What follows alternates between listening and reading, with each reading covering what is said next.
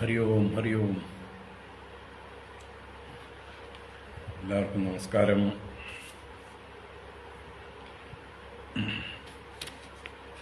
ഓം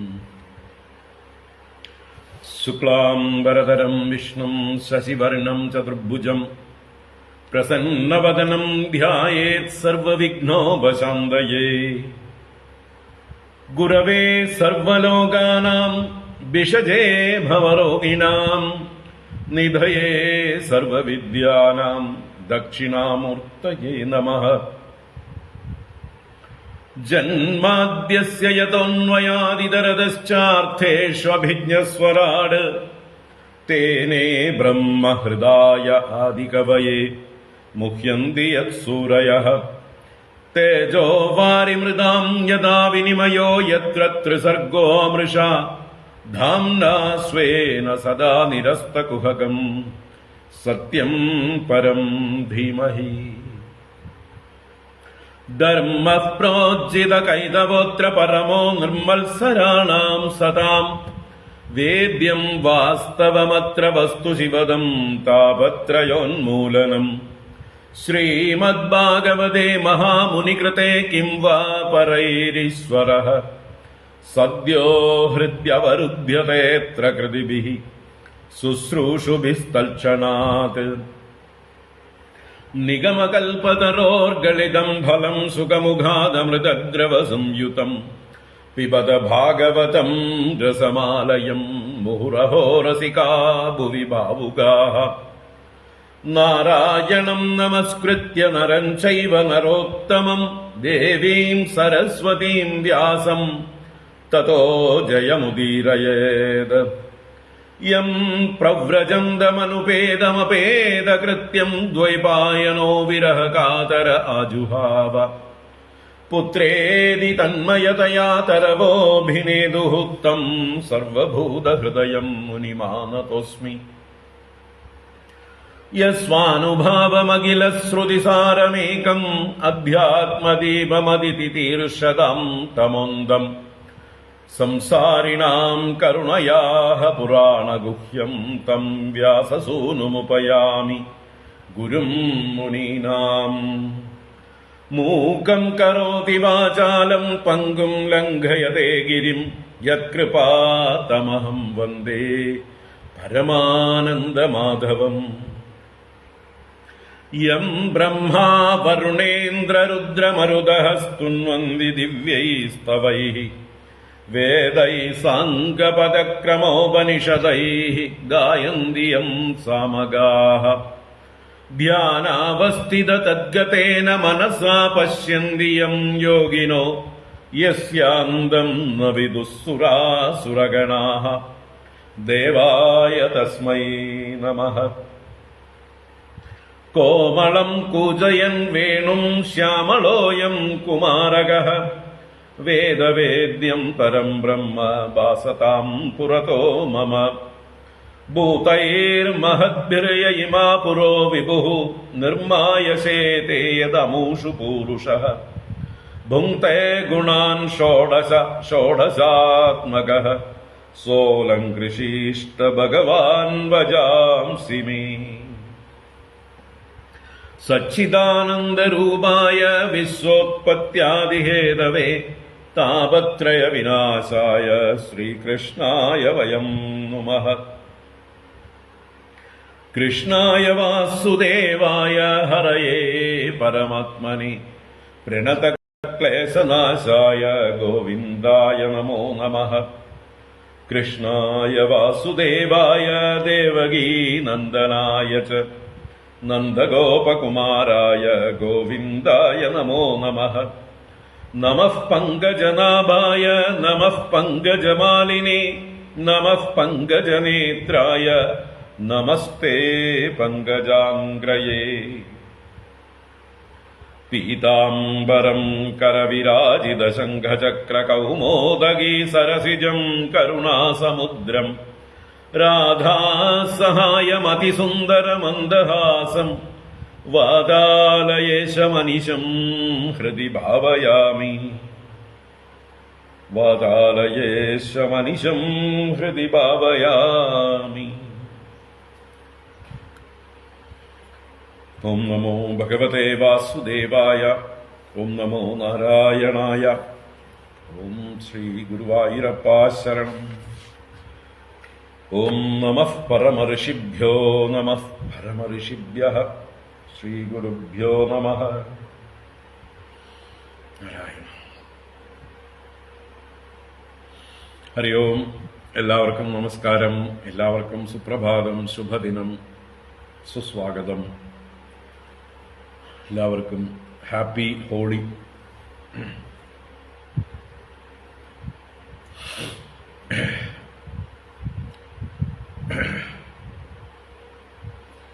ഹരി ഓം. ഹരി ഓം.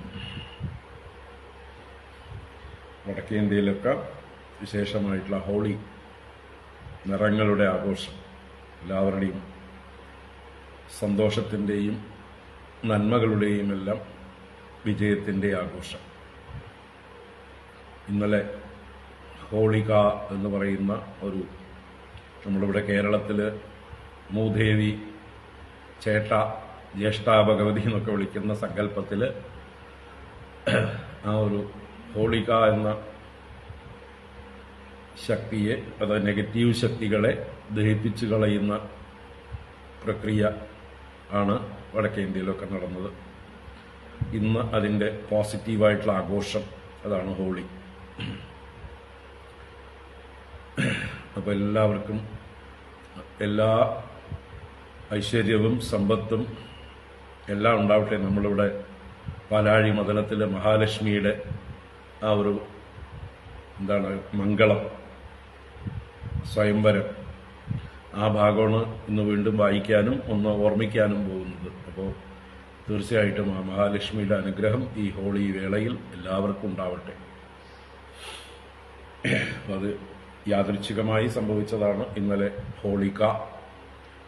ഏതിന് നമ്മുടെ സന്യാസി സമ്മേളനം, കേരളത്തിലെ മുഴുവൻ സന്യാസിമാരും ഇന്നലെ മുഴുവൻ ഒത്തുചേർന്ന് രാവിലെ മുതൽ തൃശ്ശൂർ തിരുവമ്പാടിയുടെ നന്ദനം എന്ന കൺവെൻഷൻ സെന്ററിൽ 9 മണി മുതൽ 4 മണി വരെ സമ്മേളനവും വൈകിട്ട് നാമജപഘോഷയാത്രയും അത് കഴിഞ്ഞ് വടക്കനാഥന്റെ സന്നിധിയിൽ ഒരു ചെറിയ സംഗമവും എല്ലാം ഭംഗിയായി കഴിഞ്ഞു. അപ്പോൾ അതിലൂടെ ഈ സമൂഹത്തെ, കേരളത്തിലെ ഹിന്ദു സമൂഹത്തെ ബാധിച്ചിരിക്കുന്ന എല്ലാ നെഗറ്റിവിറ്റികളെയും ദഹിപ്പിച്ചു കളയാനുള്ളതായിട്ടുള്ള ഒരു അഗ്നിക്ക് തുടക്കം കുറിച്ചിരിക്കുകയാണ്. ഹോളികാ ദഹനത്തോടൊപ്പം സന്യാസിമാരുടെ ആ ത്യാഗത്തിന്റെ വർണ്ണമായ കാവി ഇവിടെ ഒരു കൂടിച്ചേരൽ കൊണ്ട് സമൂഹത്തിൽ അറിവിന്റെ അഗ്നി പടർന്നു പിടിച്ച് അജ്ഞാനത്തിന്റെ തമസ് അകലട്ടെ എന്ന് പ്രാർത്ഥിക്കുകയാണ്, ആശംസിക്കുകയാണ്. ഹിന്ദു സമൂഹത്തെ ഹിന്ദുക്കളാക്കി തിരിച്ച് കൊണ്ടുവരിക. ഇപ്പോൾ ഹിന്ദു എന്ന് നാമം മാത്രമേ ഉള്ളൂ, അല്ലെങ്കിൽ റെക്കോർഡുകളിൽ മാത്രമേ ഉള്ളൂ. സർട്ടിഫിക്കറ്റുകളിലൊക്കെ ഹിന്ദുവാണ്. പക്ഷേ സംസ്കാരം കൊണ്ടോ ജീവിതം കൊണ്ടോ ആചരണം കൊണ്ടോ ആറ്റിറ്റ്യൂഡ് കൊണ്ടോ ഒന്നും ഹിന്ദുക്കളല്ലാത്ത ജന്തുക്കളാണ് കൂടുതലും.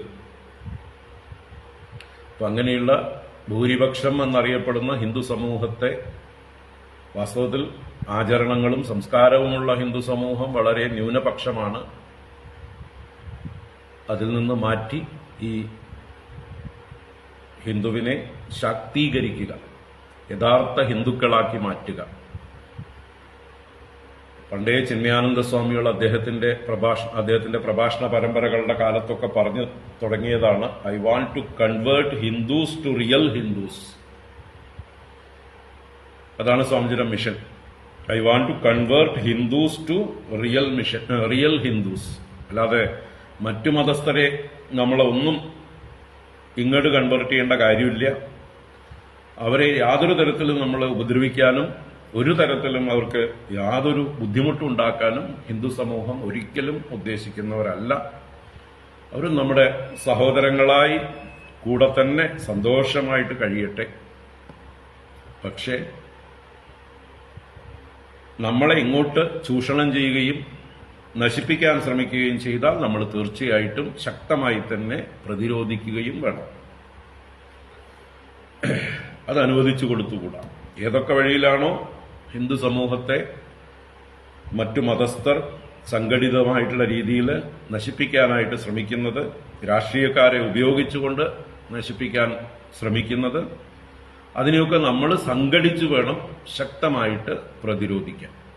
ആത്മാഭിമാനമുള്ള, സംസ്കാരമുള്ള, ആചരണമുള്ളതായിട്ടുള്ള ഹിന്ദുക്കളായിട്ട് നമ്മുടെ ഹിന്ദുക്കളെ നമുക്ക് മാറ്റിയെടുക്കണം.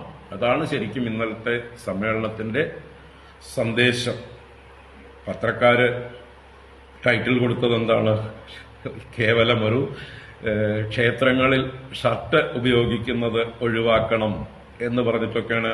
വെറും നിസ്സാരമായിട്ടുള്ള ഒരു കാര്യമാണ് അതിൽ പത്രക്കാരുടെ ഭാഷയിൽ അവർ ടൈറ്റിലായിട്ട് കൊടുത്തിരിക്കുന്നത്. ഈ ഒരു മഹാസമ്മേളനത്തിന് വാസ്തവത്തിൽ അത് ചെറുതാക്കി ചെയ്യുകയുള്ളൂ. പിന്നെ വേണമെങ്കിൽ അതിനെ ഒരു വിവാദമാക്കി തമ്മിൽ തല്ലിക്കുകയും ചെയ്യാം. അതിലൊരു വിഭാഗം ഞങ്ങൾ ഷർട്ടിടാതെ പോകുള്ളൂ, ഷർട്ടിടാതെ പോകാൻ പാടുള്ളൂ എന്ന് പറഞ്ഞ് വാശി പിടിക്കുന്ന കൂട്ടരുണ്ടാവും. അങ്ങനെ പ്രവേശിക്കാൻ പാടുള്ളൂ എന്ന് പറയുന്ന ഒരു കൂട്ടരുണ്ടാവും.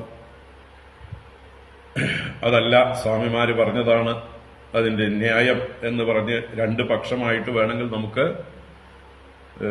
എന്താ പറയുക, സമൂഹത്തെ തന്നെ തമ്മിലടിപ്പിക്കാം. അപ്പൊ ഇതൊക്കെയാണ് മാധ്യമങ്ങൾ ചെയ്യുന്ന പണി. അതുകൊണ്ട് മാധ്യമങ്ങള് പോസിറ്റീവിനെക്കാട്ടിലും നെഗറ്റീവായിട്ടുള്ള ഒരു ഇതാണ് ഉണ്ടാക്കുന്നത്, വിവാദങ്ങളാണ് ഉണ്ടാക്കുന്നത്. പക്ഷെ നമ്മൾ അതിൽ മൈൻഡ് ചെയ്യണ്ട, നമുക്ക് ഫോക്കസ് ഉണ്ടായാൽ മതി. മൊത്തത്തിൽ ഹിന്ദു സമൂഹത്തെ എല്ലാ രീതിയിലും ശാക്തീകരിക്കുക, സാമ്പത്തികമായും സാംസ്കാരികമായും വിദ്യാഭ്യാസപരമായും എല്ലാ രംഗത്തും. നമ്മുടെ കേരളത്തിലെ ക്ഷേത്രങ്ങളെ വീണ്ടെടുക്കുക എന്നുള്ളതാണ് ഏറ്റവും മുഖ്യമായിട്ടുള്ള ദൗത്യം. അതിൽ അതായത് കേവലം ഷർട്ട് ഇട്ടിട്ട് ക്ഷേത്രത്തിൽ പ്രവേശിക്കുന്നതിനേക്കാൾ ക്ഷേത്രത്തെ മൊത്തമായി ഹിന്ദു സമൂഹത്തിന്റെ നിയന്ത്രണത്തിലാക്കുക, അതാണ് മുഖ്യ ലക്ഷ്യം. അപ്പൊ അങ്ങനെയൊക്കെയുള്ള വിഷയങ്ങളുണ്ട്. ഇതൊക്കെയാണ് ഇന്നലെ ഞങ്ങളൊക്കെ ചർച്ച ചെയ്തതായിട്ടുള്ള വിഷയം. എന്തായാലും എല്ലാവരോടും പബ്ലിക്കായിട്ട് എല്ലാ കാര്യങ്ങളും വിളിച്ചു പറയാനും പറ്റില്ല. അതുകൊണ്ട് വളരെ ചുരുങ്ങിയ കാര്യം മാത്രം പബ്ലിക് മീറ്റിംഗിൽ സപൂജ്യ ചിദാനന്ദപുരി സ്വാമിജി ചില കാര്യങ്ങൾ അനൗൺസ് ചെയ്തു. തൃശിവപേരൂർ വിളംബരം എന്ന പേരിൽ ഒരു വിളംബരം പ്രഖ്യാപിച്ചിട്ടുണ്ട്. അത് വളരെ സൂക്ഷ്മമായിട്ട് വിചാരം ചെയ്യേണ്ട വിഷയങ്ങളാണ്. അത് ഞാൻ പോസ്റ്റ് ചെയ്തു തരാം. തൃശിവപേരൂർ വിളംബരം, അതാണ് നിങ്ങളെല്ലാവരും ശ്രദ്ധിക്കേണ്ടത്. അപ്പോൾ അതവിടെ ഇരിക്കട്ടെ. അപ്പം ഇന്നലത്തെ പരിപാടി 7 മണിയോടെ കഴിഞ്ഞു. തൃശിവപേരൂരിൽ ഗംഭീരമായി, എല്ലാവർക്കും വളരെ തൃപ്തിയായി ചെയ്ത പരിപാടി. ഇനിയും അടുത്ത വർഷം ഒരു വലിയ യാത്ര സന്യാസിമാരെല്ലാവരും കൂടി ചേർന്ന് കേരളം മുഴുവൻ 14 ഡിസ്ട്രിക്റ്റിലും എല്ലാ പഞ്ചായത്തുകളിലേക്കും സന്ദേശങ്ങൾ എത്തിച്ചുകൊണ്ട് ഒരു 41 ദിവസം നീണ്ടു നിൽക്കുന്ന യാത്രയുണ്ട്. ഓരോ ഡിസ്ട്രിക്റ്റിലും 3 ഗ്രൂപ്പായി 3 ദിവസം, അങ്ങനെ 3 സ്ഥലത്ത് ഒരു ദിവസത്തിൽ 3 സ്ഥലത്തെങ്കിലും പരിപാടികൾ കണ്ടക്ട് ചെയ്തുകൊണ്ട്, അങ്ങനെ എന്താ പറയുക, ഒരു ഡിസ്ട്രിക്റ്റില് 27ഓളം പ്രോഗ്രാം വെച്ച് 14 ഡിസ്ട്രിക്റ്റിലും 41 ദിവസവും പരിപാടികൾ. 42ാം ദിവസം തിരുവനന്തപുരത്തൊരു മഹാസമ്മേളനം. അതൊക്കെ പ്ലാൻ ചെയ്തുകൊണ്ടാണ്, അതിലേക്കുള്ള പശ്ചാത്തലം ഒരുക്കലാണ് ഈ ഒരു വർഷം ചെയ്യേണ്ടതായിട്ടുള്ള കാര്യം. നമ്മളെല്ലാവരും അതിലേക്ക് മനസ്സിരുത്തുക. കൂടുതൽ ആളുകൾക്ക് ഈ ഒരു സന്ദേശം എത്തിച്ച് അവരെയൊക്കെ ബോധമുള്ളവരായി, ഉണർവുള്ളവരായി ഹൈന്ദവ ധർമ്മത്തിലേക്ക് കൂടുതൽ തിരിച്ചു വരുന്നവരാക്കി ചെയ്യുക. നമ്മൾ ഓരോരുത്തരും നമ്മുടെ ചുറ്റുപാടുകളിലുള്ളവരെ അതിലേക്ക് പ്രേരിപ്പിക്കണം. അപ്പം അതിൻ്റെ ബാക്കി നിർദ്ദേശങ്ങളൊക്കെ അപ്പോൾ കൂടുന്നതായിട്ടുള്ള മീറ്റിങ്ങുകളിൽ വെച്ച് പ്രഖ്യാപിക്കുന്നതായിരിക്കും. എന്തായാലും ഹിന്ദു സമൂഹം എല്ലാ ജാതിഭേദവും ഒഴിവാക്കിക്കൊണ്ട് എല്ലാ ആരാധനാ വൈവിധ്യങ്ങളെയും ഉൾക്കൊണ്ടുകൊണ്ട് ഒറ്റക്കെട്ടായി നിൽക്കുന്ന ഒരു സമൂഹമായിട്ട് ശക്തിപ്പെടണം. നമുക്ക് നമ്മളെ പലരും വിഭജിക്കാൻ ശ്രമിച്ചുകൊണ്ടേയിരിക്കുമ്പോൾ അതിൽ വീണു പോകാതെ നോക്കണം. അതാണ് വേണ്ടത്. ഹരിയും നമുക്ക് ഭാഗവതത്തിലേക്ക് തിരിച്ചു വരാം. എല്ലാവർക്കും ഒരിക്കൽ കൂടെ ആ ഹോളിയുടെ മഹത്തായ സന്ദേശം അല്ലെങ്കിൽ അതിൻ്റെ ആ തത്വം ഉൾക്കൊണ്ടുകൊണ്ട് ഒരു പുതിയ മനസ്സോടുകൂടെ പുതിയൊരു ദിവസം, പുതിയൊരു ജീവിതം ആരംഭിക്കാം.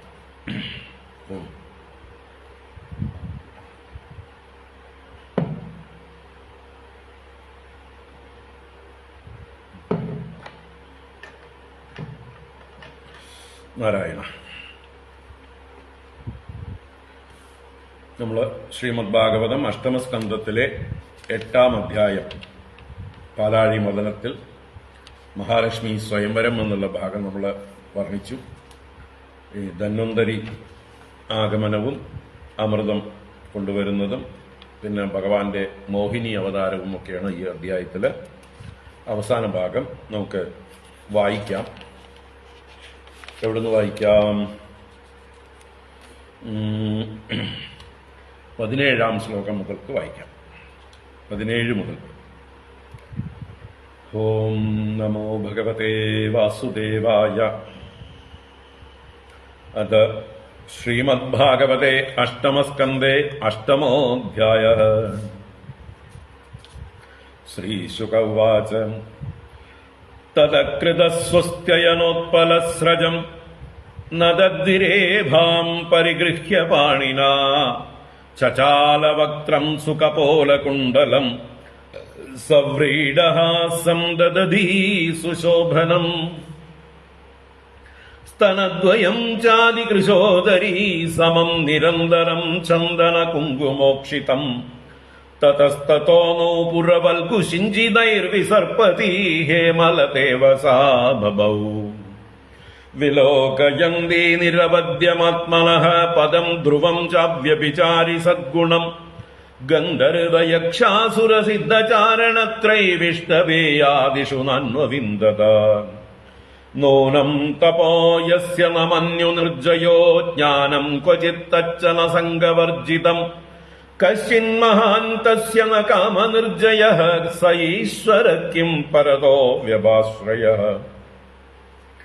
ധർമ്മ ക്വചിത്തത്ര ന ഭൂതസൗഹൃദം ത്യാഗ ക്വചിത്തത്ര ന മുക്തികാരണം വീര്യം ന പുംസോസ്ത്യജവേഗനിഷ്കൃതം ന ഹി ദ്വിതീയോ ഗുണസംഗവർജിതഃ ക്വചിച്ചിരായുർന ഹി ശീലമംഗളം ക്വചിത്തദപ്യസ്തി ന വേദ്യമായുഷഃ യത്രോഭയം കുത്ര സോപ്യമംഗളഃ സുമംഗളഃ കശ്ചന കാംക്ഷതേ ഹിമാം ഏവം വിമൃശ്യാവ്യഭിചാരി സദ്ഗുണൈഃ വരം നിജൈകാശ്രയതാ ഗുണാശ്രയം വവ്രേ വരം സർവഗുണൈരപേക്ഷിതം രമാമുകുന്ദം നിരപേക്ഷമീപ്സിതം തസ്യാം സ്വദേശേ ഉശതീം നവകഞ്ചമാലാം മാദ്യന്മധുവ്രതവരൂദഗിരോപഗുഷ്ടാം തസ്തൗ നിധായ നികടേ തദുരസ്വദാമ സവ്രീഡഹാസ വികസന്നയനേന യാതാ സർവത്ര ഗോവിന്ദ നാമ സങ്കീർത്തനം ഗോവിന്ദ ഗോവിന്ദ തസ്യാശ്രിയസ്ത്രിജഗതോ ജനകോ ജനന്യാ വക്ഷോ നിവാസമകരോത് പരമം വിഭൂതേഃ ശ്രീസ്വാഃ പ്രജാഃ സകരുണേന നിരീക്ഷണേന യത്ര സ്ഥിതൈധയതനാധിപതീൻ സാധിപതീൻ ത്രിലോകാൻ ശംഖതൂര്യമൃദംഗാനാം വാദിത്രാണാം പൃഥുസ്വനഃ ദേവാനുഗാനാം സസ്ത്രീണാം നൃത്യതാം ഗായതാം അഭൂത് ബ്രഹ്മരുദ്രാംഗിരോ മുഖ്യാഃ സർവേ വിശ്വസൃജോ വിഭും ഈഡിരെ അവിദതൈർമന്ത്രൈഃ തല്ലിംഗൈഃ പുഷ്പവർഷിണഃ ശ്രിയാ വിലോകിതാ ദേവാസ പ്രജാപതയഃ പ്രജാഃ ശീലാദിഗുണസമ്പന്നാലേഭിരേ നിർവൃതിം പരാം നിസ്സത്വാലോലുപാരാജന്നിരുദ്യോഗാഗതത്രപാഃ യദാ ചോപേക്ഷിതാ ലക്ഷ്മ്യാ ബഭൂവുർദൈത്യദാനവാഃ അദാസീദ്വാരുണീ ദേവീ കന്യാ കമലലോചന അസുരാ ജഗൃഹുസ്താം വൈ ഹരേരനുമതേന തേ അതോ തഥേർമധ്യമാനാത് കാശ്യപൈരമൃതാർത്തിഭിഃ ഉതതിഷ്ഠൻ മഹാരാജ പുരുഷഃ പരമാദ്ഭുതഃ സർവത്ര ഗോവിന്ദനാമ സങ്കീർത്തനം ഗോവിന്ദ ഗോവിന്ദ. ഓം ശ്രീ ധന്വന്തരയേ നമഃ. ദീർഘപീവരദോർദണ്ഡകംബുഗ്രീവോരുണേക്ഷണഃ ശ്യാമളസ്തരുണസ്രഗ്വീ സർവാഭരണഭൂഷിതഃ പീതവാസാ മഹോരസ്കഃ സുമൃഷ്ടമണികുണ്ടലഃ സ്നിഗ്ധകുഞ്ചിതകേശാന്തഃ സുഭഗഃ സിംഹവിക്രമഃ അമൃതാപൂർണകലശം ബിഭ്രദ്വലയഭൂഷിതഃ स वै भगवतः साक्षात् विष्णोरंशांशसम्भवः धन्वन्तरिरिधिख्यात आयुर्वेददृग्इज्यभाक् तमालोक्यासुरा सर्वे कलशम् चामृतामृतम् लिप्सन्तः सर्ववस्तूनि कलशम् तरसाहरन् नीयमाने असुरैस्तस्मिन् कलशे अमृतभाजने विषण्णमनसो देवा हरिं शरणमाययुः इति तद्दैन्यमालोक्य भगवान् भृत्य कामकृत माघिद्यतमिदोऽर्थम् वः साधयिष्ये स्वमायया मिदक्कलिरभूतेषाम् तदर्थे तर्षचेदसाम् अहम् पूर्वम् न त्वमिति प्रभो देवा स्वम् भागमर्हन्ति ये तुल्याया सहेदवः सत्रयागैवैदस्मिन् एष धर्मः सनातनः इति स्वान् प्रत्यषेदन् वै दैतेया जातमल्सराः दुर्बलाः प्रबलान् राजन् गृहीतकलशान् मुहुः एतस्मिन्नन्तरे विष्णुः सर्वो वायविदीश्वरः योषिद्रूपमनिर्देश्यम् दधार परमद्भुतम् प्रेक्षणीयोत्पलश्यामम् सर्वावयवसुन्दरम् समानकर्णाभरणम् सुकपोलोन्नसाननम् नवयौवननिर्वृत्तस्तनभारकृशोदरम् मुगामोदानुरक्ताळिझङ्कारोद्विग्नलोचनम् बिभ्रत्स्वकेशभारेण मालामुद्भुल्लमल्लिकाम् सुग्रीवकण्डाभरणम् सुभुजाङ्गदभूषितम् विरजाम्बरसंवीतनितम् बद्वीपशोभया काञ्ज्या प्रविलसद्वल्गूचलच्चरणनूपुरम् संव्रीडस्मितविक्षिप्तभ्रूविलासावलोकनैः दैत्ययूतपचेदस्सु काममुद्दीपयन्मुहुः. हरि ओम्. इति श्रीमद्भागवते महापुराणे पारमहंस्याम् संहितायाम् अष्टमस्कन्धे भगवन्मायोपलम्भनम् नाम अष्टमोऽध्यायः. सर्वत्र गोविन्दनाम सङ्कीर्तनम् गोविन्द गोविन्द. नारायणाखिलगुरो भगवन्नमस्ते नारायणाखिलगुरो भगवन्नमस्ते नारायणाखिलगुरो भगवन्नमस्ते. ഓം നാരായണ.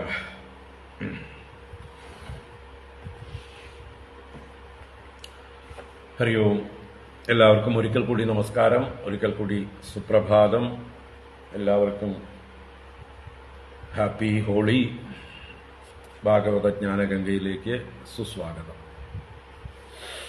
നാരായണ. നമ്മൾ അഷ്ടമസ്കന്ധം, അഷ്ടമാധ്യായം, പാലാഴിമദനം. അതിൽ മഹാലക്ഷ്മിയുടെ ആവിർഭാവം കണ്ടു. മഹാലക്ഷ്മിയെ ദേവന്മാരും മറ്റുമെല്ലാം സൽക്കരിച്ചത് കണ്ടു. അലങ്കാര വിഭൂഷിതയായ ദേവി തന്റെ കയ്യിലെ ഒരു വൈജയന്തി മാല അല്ലെങ്കിൽ വരണമാല്യവുമായി, ഒരു താമരമാലയുമായി ആ കൂടിയിരിക്കുന്നവരിൽ തനിക്ക് ഭരിക്കാൻ യോഗ്യനായിട്ടുള്ളവൻ ആരെന്ന് തെരഞ്ഞു നടക്കുന്നതും അതിൽ ഓരോരുത്തർക്കും ഓരോ ദോഷങ്ങൾ കണ്ടെത്തിയതും എല്ലാവരും ഗുണമുള്ളവരാണ് എങ്കിലും എല്ലാം തികഞ്ഞവരായിട്ട് ആരുമില്ല. അങ്ങനെ ഓരോരുത്തരിലും കണ്ട ദോഷങ്ങളെ നമ്മൾ കഴിഞ്ഞ ക്ലാസ്സിൽ വർണ്ണിച്ചു. അതിനുശേഷം 23, 24 ശ്ലോകങ്ങളിലായിട്ട് ദേവി ഭഗവാനെ, മഹാവിഷ്ണുവിനെ തന്റെ വരനായി വരിക്കുന്നത് കണ്ടു. ഏവം വിമൃശ്യ അവ്യഭിചാരി സദ്ഗുണൈഃ വരം നിജൈകാശ്രയതാ ഗുണാശ്രയം വവ്രേ വരം സർവഗുണൈരപേക്ഷിതം രമാ മുകുന്ദം നിരപേക്ഷമിപ്സിതം. അപ്പൊ മറ്റുള്ളവരുടെ ദോഷങ്ങളെയൊക്കെ ഏവം വിമൃശ്യ, ഇങ്ങനെ വിചാരം ചെയ്തിട്ട്, വിമർശനം ചെയ്തിട്ട്, എല്ലാ ഗുണങ്ങളെ കൊണ്ടും അവ്യഭിചാരി സദ്ഗുണൈഃ, വ്യഭിചരിക്കാത്ത സദ്ഗുണങ്ങൾ ആരിലാണുള്ളത്, ഇളകാത്ത സദ്ഗുണങ്ങൾ സ്ഥായിയായിട്ടുള്ളത് ആരിലാണ്? നിജൈകാശ്രയത, തന്നെ തന്നെ സ്വയം ആശ്രയിച്ചിരിക്കുക, അല്ലാതെ വേറൊരാളെ ആശ്രയിക്കാത്ത ഭാവം ആർക്കാണുള്ളത്? പൂർണ്ണ സ്വതന്ത്രനായി ഈശ്വരനായിരിക്കുന്നത് ആരാണ്? അങ്ങനെ നോക്കി വരനായിരിക്കുന്ന, ഉത്കൃഷ്ടനായിരിക്കുന്ന അഗുണാശ്രയം, പ്രകൃതി ഗുണങ്ങളെ ഒന്നും ആശ്രയിക്കാത്തവനായ സർവഗുണൈഹി അപേക്ഷിതം, എല്ലാ ഗുണങ്ങളാലും അപേക്ഷിക്കപ്പെട്ട ഗുണങ്ങളുടെ മുഴുവൻ വിളനിലമായിരിക്കുന്ന അനന്തകല്യാണ ഗുണമൂർത്തിയായിരിക്കുന്ന നിരപേക്ഷം, ആരെയും അപേക്ഷിക്കാതെ ഒന്നിനും ഡിപ്പെൻഡ് ചെയ്യാത്തവനായി, ഈപ്സിതം, എല്ലാവരാലും കാംക്ഷിക്കപ്പെടുന്നവനായിരിക്കുന്ന ആ മുകുന്ദനെ രമാദേവി വരം വവ്രേ, ലക്ഷ്മീദേവി വരനായി വരിച്ചു. അപ്പൊ ലക്ഷ്മീദേവി കാണിച്ച ആ ബുദ്ധി, ആ വിമർശന ഭാവം, ഇതൊന്നുമല്ല എന്ന് നേതി എന്ന് എങ്ങനെയാണോ മഹാലക്ഷ്മി വിമർശനം ചെയ്ത് ഓരോ ദോഷങ്ങളുള്ളതിനെയൊക്കെ തള്ളിക്കളഞ്ഞ് അവസാനം സർവഗുണ സമ്പന്നനായിരിക്കുന്ന, ഗുണാതീതനുമായിരിക്കുന്ന, പൂർണ്ണ സ്വതന്ത്രനായ ഈശ്വരനായ ഭഗവാനെ വരിച്ചത്, അതേ മിടുക്ക്, അതേ ബുദ്ധിവൈഭവം നമുക്കുമൊക്കെ ഉണ്ടാവട്ടെ. മഹാലക്ഷ്മി വരിച്ച അതേ നാരായണനെ വരിക്കാനായിക്കൊണ്ടും നമുക്കും സാധിക്കട്ടെ. കാരണം ആ നാരായണനെ വരിച്ചാൽ മാത്രമേ നമുക്ക് പിന്നീട് ബുദ്ധിമുട്ട് ഇല്ലാതിരിക്കുള്ളൂ. ശാശ്വതമായ അഭയസ്ഥാനം, ആനന്ദസ്ഥാനം അത് ഭഗവാൻ മാത്രമാണ്. ഭഗവാന്റെ അംശാംശങ്ങളെ കൊണ്ടാണ് ബാക്കിയുള്ളവരൊക്കെ പ്രകാശിക്കുന്നത്, അവരുടെ കഴിവുകൾ പ്രകടിപ്പിക്കുന്നത്. അപ്പോൾ ആ പരിപൂർണനായ ഭഗവാനെയാണ് ആശ്രയിക്കേണ്ടത് എന്ന് എല്ലാ സമ്പത്തിന്റെയും ഉടമസ്ഥയായ ആ ദേവി, ലക്ഷ്മി ദേവി നമുക്ക് കാണിച്ചു തരികയാണ്. വരിക്കുകയാണെങ്കിൽ ഈ വരനെ വേണം വരിക്കാൻ, സർവം തികഞ്ഞ പരിപൂർണനായ ഭഗവാനെ. ആ ഭഗവാൻ നമ്മളിൽ നിന്ന് പോലും ഒന്നും അപേക്ഷിക്കുന്നില്ല, നിരപേക്ഷനാണ്.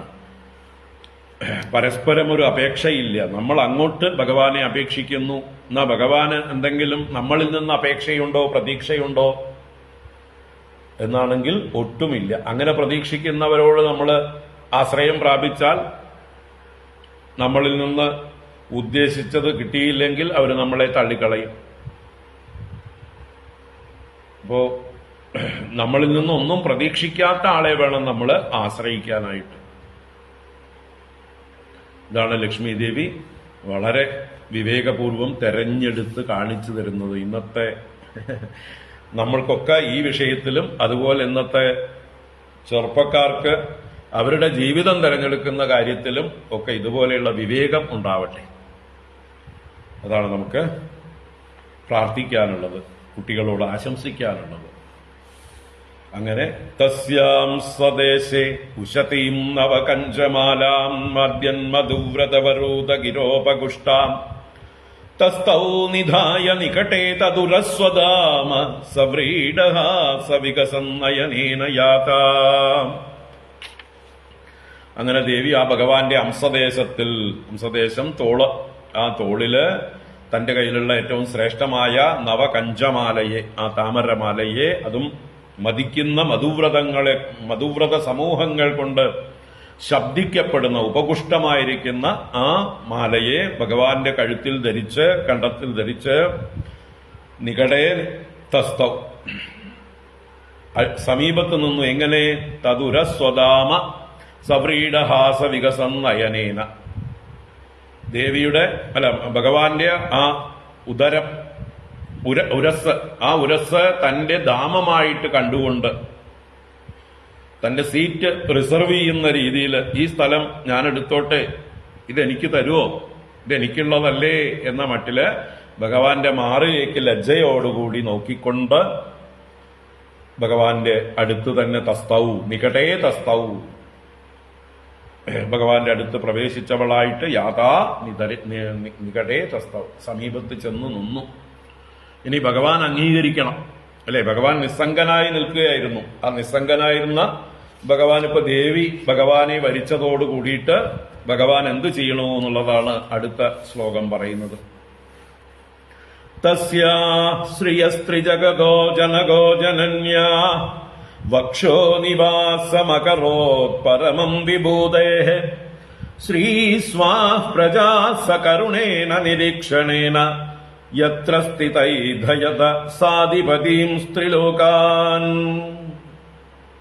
അപ്പോ ആ എല്ലാ വിഭൂതികളുടെയും സ്ഥാനമാണ് വിഭൂതേഹേ, എല്ലാ വിഭൂതികളുടെയും വാസസ്ഥാനമായ തസ്യാഹ ത്രിജഗതഃ ജനന്യാഹ, മൂന്ന് ലോകങ്ങളുടെയും മാതാവാണ് ലക്ഷ്മി ദേവി. അങ്ങനെയുള്ള ആ ദേവിയുടെ ശ്രിയഃ ദേവിക്ക് ജനകഃ പരമം വക്ഷഃ നിവാസം അകരോത്, തന്റെ ശ്രേഷ്ഠമായ വക്ഷസ്ഥലം ആ ശ്രീവത്സം എന്നുള്ളതായിട്ടുള്ള മറുകോട് കൂടിയതായിട്ടുള്ള സ്ഥാനം ബ്രാഹ്മണോത്തമനായ ആ ഭൃഗുമഹർഷിയുടെ പാദസ്പർശം കൊണ്ട് പവിത്രമായി തീർന്നതായിട്ടുള്ള തന്റെ ആ മാറിടം അത് ഭഗവാൻ ലക്ഷ്മി ദേവിക്ക് വാസസ്ഥാനമാക്കി ചെയ്തു.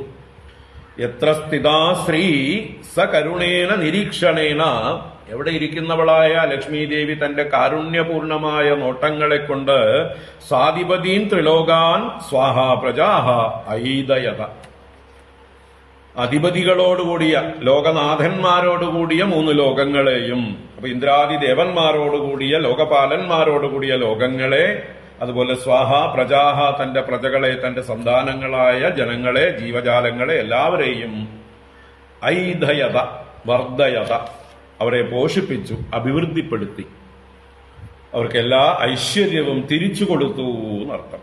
അപ്പോ എല്ലാ ഐശ്വര്യങ്ങളും നഷ്ടപ്പെട്ടിട്ടാണ് ദേവന്മാര് പാലാഴി മദനം ആരംഭിച്ചത്. ഇപ്പതാ ലക്ഷ്മി ദേവിയുടെ വരവോടുകൂടി അവർക്ക് നഷ്ടപ്പെട്ട സർവ്വ ഐശ്വര്യവും ലഭിക്കുകയാണ്. ഇനി ഐശ്വര്യം ലഭിച്ചാൽ മാത്രം പോരാ, ദീർഘായുസ്സും കൂടി വേണം, അമരത്വം വേണം. ആ അമരത്വത്തിനാണ് അവർ അമൃതമദനം ചെയ്യുന്നത്. അപ്പൊ ആ അമൃതം വരുന്നത് വരെ മദനം തുടരേണ്ടതുണ്ട്. അപ്പൊ അതിലേക്ക് നമുക്ക് മുന്നോട്ട് പോകാം. ഇവിടെ ദേവിയുടെ ആ ഒരു വിവാഹമംഗളത്തെ 2 ശ്ലോകം കൊണ്ട് ഒന്നുകൂടെ വർണ്ണിച്ചു, അല്ലെങ്കിൽ 3 ശ്ലോകങ്ങളെ കൊണ്ട്. ശംഖതൂര്യമൃദംഗാനാം വാദിത്രാണാം പൃഥുസ്വനഃ ദേവാനുഗാനാം സസ്ത്രീണാം നൃത്യതാം ഗായതാം അഭൂത്. ശംഖതൂര്യമൃദംഗാനാം വാദിത്രാണാം പൃഥുസ്വനഃ ദേവാനുഗാനാം സസ്ത്രീണാം നൃത്യതാം ഗായതാം അഭൂത്. അങ്ങനെ ആ സമയത്ത് നൃത്യതാം ഗായതാം, നർത്തനം ചെയ്യുന്നവരും ഗാനം ചെയ്യുന്നവരുമായിരിക്കുന്ന സസ്ത്രീണാം ദേവാനുഗാനാം, അവരുടെ ഭാര്യമാരോടുകൂടിയ ദേവാനുഗന്മാര് എന്ന് പറഞ്ഞാൽ ദേവ സമ്പ്രദായത്തിൽപ്പെട്ടവർ, ഗന്ധർവന്മാര്, വിദ്യാധരന്മാര്, കിന്നരന്മാര്, കിംപുരുഷന്മാര് മുതലായിട്ടുള്ള ദേവന്മാരുടെ അകമ്പടികളായി നടക്കുന്നവർ, ദേവന്മാരെ അനുഗമിക്കുന്നവർ, അവരാണ് ദേവാനുഗന്മാര്. അപ്പൊ ഗന്ധർവാദികളുടെ സ്ത്രീകൾ, അവരുടെ സ്ത്രീകൾ, അപ്സരസ് മുതലായ സ്ത്രീകളോടുകൂടി നടത്തപ്പെട്ട വാദിത്രാണാം, വാദ്യങ്ങളുടെ വാദ്യഘോഷങ്ങളുടെ പൃഥുഹു സ്വനഃ അഭൂത്, അവരുടെ പൃഥുവായിട്ടുള്ള ഗംഭീരങ്ങളായ, പൃഥു എന്നാൽ ഘനീഭവിച്ചത്, വർദ്ധിച്ചത് എന്നൊക്കെ അർത്ഥം, വർദ്ധിച്ചതായിട്ടുള്ള സ്വരം, ശബ്ദം അവിടെ ഗംഭീരമായി മുഴങ്ങി എന്നർത്ഥം. വാദ്യഘോഷങ്ങൾ, ശംഖ തൂര്യങ്ങൾ, മൃദംഗങ്ങൾ മുതലായ വാദ്യങ്ങളുടെ ഘോഷം എല്ലായിടത്തും മുഴങ്ങി. ആ ലക്ഷ്മി സ്വയംവരം എല്ലാവരും ആഹ്ലാദിച്ചു. മറ്റേതെങ്കിലും ഒരു ദേവനെ ലക്ഷ്മി ദേവി വരിച്ചിരുന്നെങ്കിൽ ജനങ്ങളെല്ലാവരും ഇതുപോലെ സന്തോഷിക്കില്ല. എന്തുകൊണ്ട്? അതൊരു പ്രൈവറ്റ് പ്രോപ്പർട്ടി ആയി പോകും. നേരെ മറിച്ച് ലക്ഷ്മി ദേവി സാക്ഷാൽ ഭഗവാനെ നാരായണനെ വരിച്ചതോടുകൂടി ഓരോരുത്തർക്കും തോന്നി എന്നെ തന്നെയാ വരിച്ചത് എന്ന്. അങ്ങനെയാണ് തോന്നുന്നത്. അതാണ് ഈശ്വരന് നമ്മൾ എന്ത് കൊടുത്താലും എല്ലാവർക്കും സന്തോഷമാണ്. കാരണം ഈശ്വരൻ നമ്മുടെ ഓരോരുത്തരുടെയും ആത്മാവാണ്. അപ്പൊ ഈശ്വരന് കൊടുക്കുന്നത് ആർക്കും ഒരു മത്സരം ഉണ്ടാക്കില്ല, എല്ലാവരുടെ ഉള്ളിലും സന്തോഷം ജനിപ്പിക്കുന്നതാണ്. കാരണം ഭഗവാന്റെ കയ്യിലുള്ളതൊക്കെ നമുക്കുള്ളതാണ്. ഭഗവാൻ നമ്മൾക്ക് വേണ്ടതെല്ലാം അറിഞ്ഞ് പാകത്തിന് തരും. അപ്പൊ ആ ഒരു സന്തോഷമാണ് എല്ലാവരുടെയും ആത്മസ്വരൂപനായ ഭഗവാനിൽ ലക്ഷ്മി ദേവി ചെന്ന് ചേർന്നപ്പോൾ എല്ലാവർക്കും ഉണ്ടായത്. അപ്പൊ നമ്മൾക്കും ഈ ലോകത്തിലെ സർവസമ്പത്തും ഭഗവാന്റേതാണ് എന്നുള്ള അറിവോടുകൂടെ ആ ഭഗവാൻ നിശ്ചയിച്ച ആളുകളാണ് അതെല്ലാം കൈകാര്യം ചെയ്യുന്നത്. ആ കൂട്ടത്തിൽ നമ്മളെയും ചിലതൊക്കെ ഏൽപ്പിച്ചിരിക്കുന്നു എന്നുള്ളതായിട്ടുള്ള ആ ഒരു വിനയത്തോടെ സന്തോഷത്തോടെ ഭഗവാന്റെ സേവകന്മാരായി നമുക്ക് നമ്മുടെ കർത്തവ്യ കർമ്മങ്ങളെ ഭഗവാനെ ഏൽപ്പിച്ച പ്രവൃത്തികളെ ചെയ്യാം. അപ്പോ ഇങ്ങനെ എല്ലാവർക്കും സന്തോഷമുണ്ടായി, എല്ലാവരും വാദ്യഘോഷങ്ങളെ മുഴക്കി എന്ന് പറഞ്ഞു. ബ്രഹ്മരുദ്രാംഗിരോ മുഖ്യാഃ സർവേ വിശ്വസൃജോ വിഭും ഈഡിരേ അവിദതൈർമന്ത്രൈഃ തല്ലിംഗൈ പുഷ്പവർഷിണഃ. ബ്രഹ്മരുദ്രാംഗിരോ മുഖ്യാഃ സർവേ വിശ്വസൃജോ വിഭും ഈഡിരേ അവിദതൈർമന്ത്രൈഃ തല്ലിംഗൈ പുഷ്പവർഷിണഃ. ബ്രഹ്മരുദ്ര അങ്കിരോ മുഖ്യാഃ. ബ്രഹ്മാവ്, രുദ്രൻ, അങ്കിരസ് മുതലായ പ്രമുഖരായിട്ടുള്ള ആളുകളെല്ലാം സർവേ വിശ്വസൃജ, അവരൊക്കെ സൃഷ്ടികർത്താക്കളാണ്, പ്രജാപതിമാരാണ്. ബ്രഹ്മാവ് പ്രജാപതിമാരുടെ പതിയാണ്, ആദ്യത്തെ പ്രജാപതിയാണ്. രുദ്രൻ ഒരു പ്രജാപതിയാണ്. അങ്കിരസ് മുതലായ ഋഷിമാരെല്ലാം പ്രജാപതിമാരാണ്. അങ്ങനെയുള്ളവരെല്ലാവരും പുഷ്പവർഷിണ, പുഷ്പം വർഷിക്കുന്നവരായിട്ട് അവിതതൈഹി തല്ലിംഗൈഹി മന്ത്രൈഹി വിഭും ഈഡിരേ. അവിതതങ്ങൾ എന്ന് പറഞ്ഞാൽ വിതതം ആവാത്തത്. തഥാ ഭവതി ഇത് തതം, യഥാതഥമായതാണ് തതം അല്ലെങ്കിൽ തഥ്യം എന്നൊക്കെ പറയുന്നത്. സത്യം, പരമാർത്ഥം എന്നർത്ഥം. വിതതം എന്ന് പറഞ്ഞാലോ ന തഥാ, അങ്ങനെയല്ലാത്തത്, ശരിയല്ലാത്തത്, വ്യർത്ഥമായത് എന്നൊക്കെ അർത്ഥമാണ് വിതതം. ഇവിടെ അവിതതം, വ്യർത്ഥമല്ലാത്തത്, സത്യമായത് എന്നർത്ഥം, പരമാർത്ഥമായത്. ഭഗവാനെ സംബന്ധിച്ച സ്തുതികളൊന്നും തന്നെ ഒരിക്കലും അതിശയോക്തിയല്ല, എല്ലാം പരമാർത്ഥം തന്നെയാണ്. അപ്പൊ പരമാർത്ഥങ്ങളായ തല്ലിംഗൈഹി മന്ത്രൈഹി, ഭഗവാനെ സൂചിപ്പിക്കുന്ന, ഭഗവാനെ പ്രതിപാദിക്കുന്ന ലക്ഷണങ്ങളോടുകൂടിയ മന്ത്രങ്ങളെ കൊണ്ട് വിഭും ഈഡിരേ, വിഭുവായ സർവവ്യാപിയായ ഭഗവാൻ വിഷ്ണുവിനെ എല്ലാവരും സ്തുതിച്ചു. ഭഗവാന്റെ തത്വങ്ങളെ പ്രതിപാദിക്കുന്ന മന്ത്രങ്ങളെ കൊണ്ട് എല്ലാ പ്രജാപതിമാരും, ബ്രഹ്മാവ്, രുദ്രൻ, മറ്റ് പ്രജാപതിമാരെല്ലാവരും കൂടി ഭഗവാനെ സ്തുതിച്ചു പുഷ്പവൃഷ്ടി ചെയ്തുകൊണ്ട്. തുടർന്ന് ശ്രിയാ വിലോകിതാ ദേവാഃ സപ്രജാപതയഃ പ്രജാഃ ശീലാദിഗുണസമ്പന്നാഃ ലേഭിരേ നിർവൃതിം പരാം. ശ്രിയാ വിലോകിതാ ദേവാഃ സപ്രജാപതയഃ പ്രജാഃ ശീലാദിഗുണസമ്പന്നാ ലേഭിരേ നിർവൃതിം പരാം. ഭഗവാന്റെ കയ്യിലാണ് ഇപ്പൊ ലോകത്തിലെ മുഴുവൻ സമ്പത്തും ഇരിക്കുന്നത്, അല്ലേ?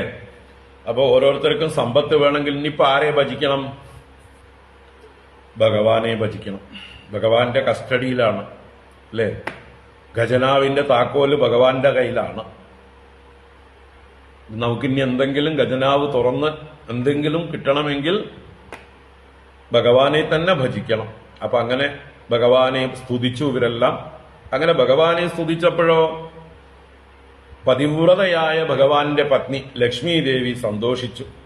കാരണം സ്വന്തം ഭർത്താവിനെ സ്തുതിക്കുന്നത് ഏത് ഭാര്യയ്ക്കും സന്തോഷമാകും.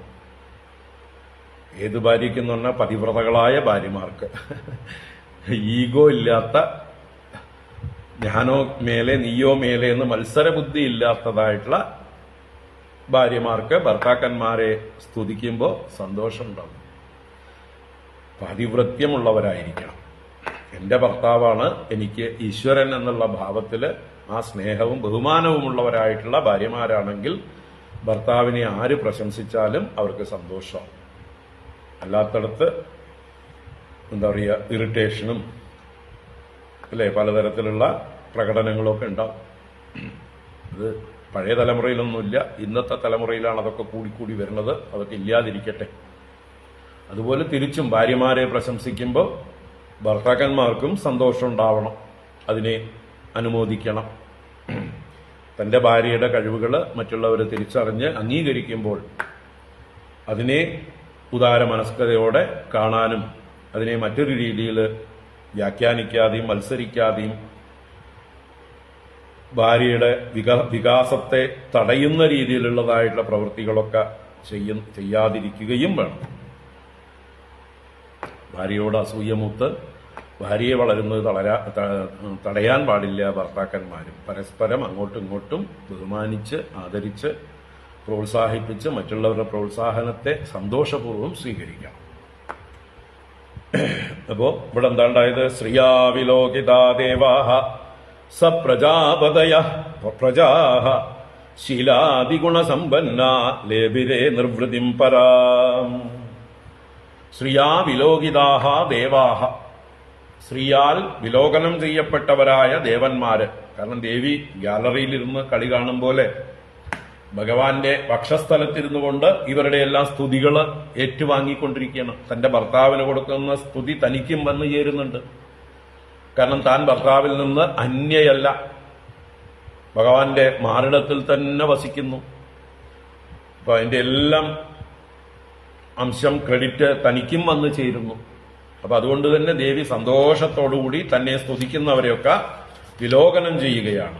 അതാണ് സ്ത്രീയാ വിലോകിതാഹ ദേവാഹ സപ്രജാപതയ പ്രജാഹ, പ്രജാപതികളോടുകൂടിയ പ്രജകളും എല്ലാവരും ശീലാദി ഗുണസമ്പന്നാഹ, അവരുടെ ശീലങ്ങൾ തന്നെ നന്നായി. ദേവിയെ കണ്ടതോടുകൂടി ഈ ദേവിയും ഭഗവാനും തമ്മിലുള്ള ആ വിവാഹമംഗള മുഹൂർത്തത്തിലുണ്ടായ സന്തോഷം കൊണ്ട് എല്ലാവരുടെ ഉള്ളിലും ശീലം ഉണ്ടായി. അതുപോലെ മറ്റു ഗുണങ്ങളുമെല്ലാം അവരുടെ ഉള്ളിൽ ശോഭിച്ചു. ദേവീ സമ്പത്ത് എല്ലാവരെയും സ്വാധീനിച്ചു. എല്ലാവരുടെ ഉള്ളിലും സദ്ഗുണങ്ങൾ പ്രകാശിച്ചു. എല്ലാവർക്കും നല്ല അന്ധക്കരണ ശുദ്ധി ഉണ്ടായി. അങ്ങനെ എല്ലാവരും അസൂയാദി ദോഷങ്ങളെല്ലാം അകന്നവരായി, കാമാദി ദോഷങ്ങൾ കുറഞ്ഞവരായി, പരാം നിർവൃത്തിം ലഭിരേ, പരമമായ നിർവൃത്തിയെ ലഭിച്ചു, പ്രാപിച്ചു. എന്തെന്നില്ലാത്ത നിർവൃതി അവർക്കുണ്ടായി എന്നർത്ഥം. പരാം നിർവൃത്തിം ലഭിരേ. നിസ്സത്വാലോലുപാരാജൻ നിരുദ്യോഗാഗതത്രപാഹ യഥാ ചോപേക്ഷിതാ ലക്ഷ്മ്യാ ബഭൂവുരു ദൈത്യദാനവാഹ. നിസ്സത്വാലോലുപാരാജൻ നിരുദ്യോഗാഗതത്രപാഹ യഥാ ചോപേക്ഷിതാ ലക്ഷ്മ്യാ ബഭൂവുർ ദൈത്യദാനവാഹ. ദൈത്യദാനവാഹ, ദൈത്യന്മാരും ദാനവന്മാർ, അസുരവർഗത്തിൽപ്പെട്ടവര് ഈ ദേവിയുടെ വിവാഹമംഗളത്തിൽ അത്രയും സന്തോഷിച്ചില്ല. കാരണം അവർ ഓരോരുത്തരും കഴുത്തു നീട്ടിയിരുന്നപ്പോ അവർക്ക് കിട്ടിയില്ല, അതുകൊണ്ട് അവർക്ക് സന്തോഷം ഉണ്ടായില്ല. അപ്പൊ അവര് ദേവിയെ വേണ്ട പോലെ അല്ലെങ്കിൽ ഭഗവാനെ വേണ്ട പോലെ ബഹുമാനിച്ചില്ല എന്നർത്ഥം. അപ്പൊ എന്തായി? അവര് ലക്ഷ്മിയാ ഉപേക്ഷിതാഹ, ലക്ഷ്മിയാൽ ഉപേക്ഷിക്കപ്പെട്ടു. ലക്ഷ്മിയുടെ കടാക്ഷത്തിന്റെ മുമ്പിലേക്ക് നീങ്ങി നിന്നില്ല അവര്.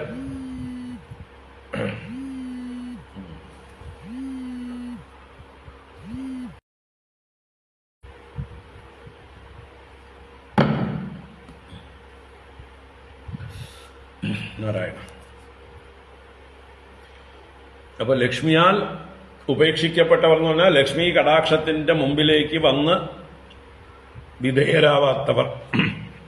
ലക്ഷ്മിയുടെ അനുഗ്രഹത്തിന് പാത്രീഭവിക്കാൻ ആ മനസ്സു കാണിക്കാത്തവർ, അല്പം മത്സരബുദ്ധിയോട് കൂടിയവർ, അങ്ങനെയുള്ള ആ ദൈത്യദാനവാഹ നിസ്സത്വാഹ, അവരുടെ ഉള്ളിലെ സത്വം, ശക്തി, ധൈര്യം ഇതെല്ലാം കുറച്ച് കുറഞ്ഞവരായിട്ട് നിസ്സത്വന്മാരായും, ലോലുപാഹ വിഷയലോലുപന്മാരായും, കാമാദി ആസക്തിയുള്ളവരായും, നിരുദ്യോഗാഹ, ഉദ്യോഗം എന്ന് പറഞ്ഞാൽ ഉത്സാഹം, അപ്പൊ നിരുത്സാഹികളായും, ഗതത്രപാഹ നാണമില്ലാത്തവരായും, ലജ്ജയില്ലാത്തവരായും ബഭു. അപ്പോ ഈ പറഞ്ഞ ഗുണങ്ങള്, സത്വം, അതുപോലെ തന്നെ എന്താ പറയാ, വിഷയങ്ങളെ വല്ലാതെ കാമിക്കാതിരിക്കാനുള്ള സ്വാതന്ത്ര്യം, അത് വൈരാഗ്യമാണ്.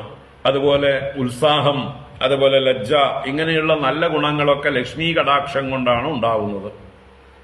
ഇപ്പൊ ലക്ഷ്മി കടാക്ഷമില്ലാത്തത് കൊണ്ട്, ലക്ഷ്മി ദേവിയുടെ കടാക്ഷത്തിൽ നിന്ന് മാറി നിന്നവരായതുകൊണ്ട്, വിമുഖന്മാരായതുകൊണ്ട് അവർക്ക് ഇതെല്ലാം സംഭവിച്ചു. അവര് നിസ്സത്വന്മാരും ലോലുപന്മാരും നിരുദ്യോഗന്മാരും ഗതത്രപന്മാരുമായി ഭവിച്ചു. ബഭൂവു. അതിന് കാരണം ലക്ഷ്മിയുടെ അനുഗ്രഹം കിട്ടിയില്ല. അതിന് കാരണം അവരുടെ ഉള്ളിലുള്ള ചീത്ത ഗുണങ്ങൾ തന്നെ. അല്ലെ, അലക്ഷ്മി ഇരിക്കുന്നിടത്ത് ലക്ഷ്മി ഇരിക്കില്ല. നമ്മൾ ഹോളിയുടെ സന്ദേശം പറഞ്ഞപ്പോ പറഞ്ഞു, മൂദേവി ജ്യേഷ്ഠാഭഗവതി ആദ്യം പോയാലേ അവിടെ ലക്ഷ്മി വന്നിരിക്കുള്ളൂ. അപ്പൊ മൂദേവിയെ അകറ്റണം. ഇവരുടെ ഉള്ളിൽ മുഴുവൻ ഈ ജ്യേഷ്ഠ സ്വഭാവങ്ങളാണ്. അതുകൊണ്ട് തന്നെ ലക്ഷ്മി ദേവി അവരെ അനുഗ്രഹിച്ചില്ല എന്ന് താല്പര്യം. അദാസീദ് വാരുണീ ദേവി കന്യാ കമലലോചന അസുരാ ജഗൃഹുസ്താം വൈ ഹരേരനുമതേന തേ. അദാസീദ് വാരുണീ ദേവി കന്യാ കമലലോചന അസുരാ ജഗൃഹുസ്താം വൈ ഹരേരനുമതേന തേ. അനന്തരം അധ കമലലോചന കന്യാ വാരുണീ ദേവി ആസീത്. ആ പാലാഴിമതനം തുടർന്നു. ആ സമയത്ത് വാരുണീ ദേവി എന്ന് പറഞ്ഞാല് മദ്യത്തിന്റെ ദേവതയാണ്. വരുണന്റെ സന്തതി എന്നുള്ള ഭാവത്തിലുള്ള ഒരു സ്ത്രീ ഭാവമാണ് ഈ മദ്യം. അതുകൊണ്ട് വാരുണി എന്ന് പേര്. അപ്പൊ വാരുണീ ദേവിയായിട്ട്, കന്യകയായിട്ട്, നല്ല കമലലോചന, താമരതളം പോലെയുള്ള സുന്ദരമായ കണ്ണുകളോട്, എന്ന് വെച്ചാൽ പ്രലോഭിപ്പിക്കുന്ന സൗന്ദര്യമുള്ള കണ്ണുകളോട് കൂടിയവളായ കന്യകാരൂപത്തിലുള്ള വാരുണീ ദേവി ആസീത്. അതിൽ നിന്ന് പൊങ്ങി വന്നു. അപ്പോ താം ഹരേഹേ അനുമതേനത്തെ അസുരാഹ ജഗൃഹു. അവളെ, ആ വാരുണീ ദേവിയെ ഹരേഹേ അനുമതേന, ഹരിയുടെ സമ്മതത്തോടുകൂടെ, അസുരാഹ ജഗൃഹു, അസുരന്മാർ ഗ്രഹിച്ചു എന്നർത്ഥം. എന്നുവെച്ചാൽ അവരുടെ മനസ്സിൽ ലക്ഷ്മി ദേവിയുടെ ചിന്തയുണ്ടായില്ല, ലക്ഷ്മി ദേവിയോട് വിമുഖരായിരുന്നു എന്ന് തൊട്ട് മുമ്പിലത്തെ ശ്ലോകത്തിൽ പറഞ്ഞിട്ടാണ് അവരുടെ സ്വഭാവത്തിനനുസരിച്ച് അവര് പറ്റിയ സാധനം തിരഞ്ഞെടുത്തു. അവർക്ക് ലക്ഷ്മി ദേവിയല്ല വേണ്ടത്, അവർക്ക് വാരുണീ ദേവി മതി. എന്ന് പറഞ്ഞാൽ മദ്യം അത് കുടിച്ച് ബോധമില്ലാതെ എന്ത് വേണമെങ്കിൽ അധർമ്മങ്ങൾ പ്രവർത്തിക്കാനുള്ളതായിട്ടുള്ള ആ ഒരു ശീലം അവർ സ്വയം സ്വീകരിച്ചു എന്ന് താല്പര്യം. അതിനെ ഒരു ഇതായിട്ടാണ് മദ്യമായിട്ട് വാരുണീ ദേവിയായിട്ട് പൊങ്ങി വന്നു. ആ വാരുണീ ദേവിയെ അസുരന്മാർ ഗ്രഹിച്ചു. ദേവന്മാർക്ക് തോന്നിയില്ല, ഞങ്ങൾക്ക് വേണം തോന്നിയില്ല. കാരണം തൊട്ടു മുമ്പ് ലക്ഷ്മി ദേവിയുടെ കടാക്ഷം, നല്ല ഗുണങ്ങളെല്ലാം അവരില് ശീലഗുണ സമ്പന്നന്മാരായി തീർന്നതേ ഉള്ളൂ. അപ്പൊ അവർക്ക് വാരുണിയോട് താല്പര്യം തോന്നിയില്ല. അസുരന്മാരെ ദേവിയുടെ അനുഗ്രഹമില്ലാത്തത് കൊണ്ട് വാരുണിയെ വരിച്ചു. ഇതാണ് ലോകത്തിന്റെ സ്വഭാവം. നല്ലതൊന്നും നമ്മളെ കുട്ടികൾക്ക് കൊടുത്തില്ലെങ്കിൽ അവരിതുപോലെ വാരുണിയൊക്കെ ഗ്രഹിക്കും. നല്ല ലഹരികൾ കൊടുക്കുക. ഇന്നലെ ചിദാനന്ദപുരി സ്വാമിജികള് തേക്കിൻകാട് എന്ന് പറയാൻ പറ്റില്ല, വടക്കുന്നാഥ മൈതാനത്ത്, തേക്കിൻകാട്ടിൽ ഒരു തേക്ക് പോലും ഇല്ല. അപ്പൊ പിന്നെ എങ്ങനെ തേക്കിൻകാടാവുക? വടക്കുന്നാഥന്റെ ആ മൈതാനത്ത് സ്വാമിജി പറഞ്ഞു, കുട്ടികൾക്ക് നല്ല ലഹരി കൊടുക്കാൻ. ശങ്കരാചാര്യ തന്നിട്ടുള്ള ലഹരികളുണ്ട്. സൗന്ദര്യ ലഹരി, ശിവാനന്ദ ലഹരി, ആനന്ദ ലഹരി, ജീവൻ മുക്താനന്ദ ലഹരി, ഇങ്ങനെ അനേക ലഹരികൾ കുട്ടിക്കാലത്ത് തന്നെ അവർക്ക് സേവിക്കാൻ കൊടുത്താല് അവര് മറ്റു ലഹരികളുടെ പുറകെ പോവില്ല. അപ്പൊ നമ്മുടെ കുട്ടികൾ ഈ അസുര സ്വഭാവം ആയിത്തീരുന്നത് നമ്മുടെ കുഴപ്പം കൊണ്ട് തന്നെയാണ്. നല്ല ലഹരിയൊന്നും നമ്മൾ കൊടുക്കാത്തത് കൊണ്ട്. നമ്മൾക്കേ കിട്ടിയിട്ടില്ല അല്ലെ? അപ്പൊ നമ്മൾ നല്ലതുപോലെ ഈ ലഹരികൾ സേവിക്കുകയും വരും തലമുറകൾക്ക്, കുട്ടികൾക്ക് ഈ ലഹരി ചെറുപ്പത്തിലേ ലഹരി പിടിപ്പിക്കുക. പ്രഹ്ലാദനെ പോലെ, പ്രഹ്ലാദൻ പറഞ്ഞതുപോലെ കൗമാരേ ആചരേ പ്രാജ്ഞോ ധർമാൻ ഭാഗവതാനിഹ. അപ്പൊ ആ ലഹരി കുട്ടികൾക്ക് കൊടുക്കാൻ ശ്രമിക്കുക. ഭക്തി ലഹരി അവരുടെ ഉള്ളില് നല്ലോണം ഉറക്കട്ടെ, നല്ലോണം അതിനോട് താല്പര്യം ഉണ്ടാവട്ടെ.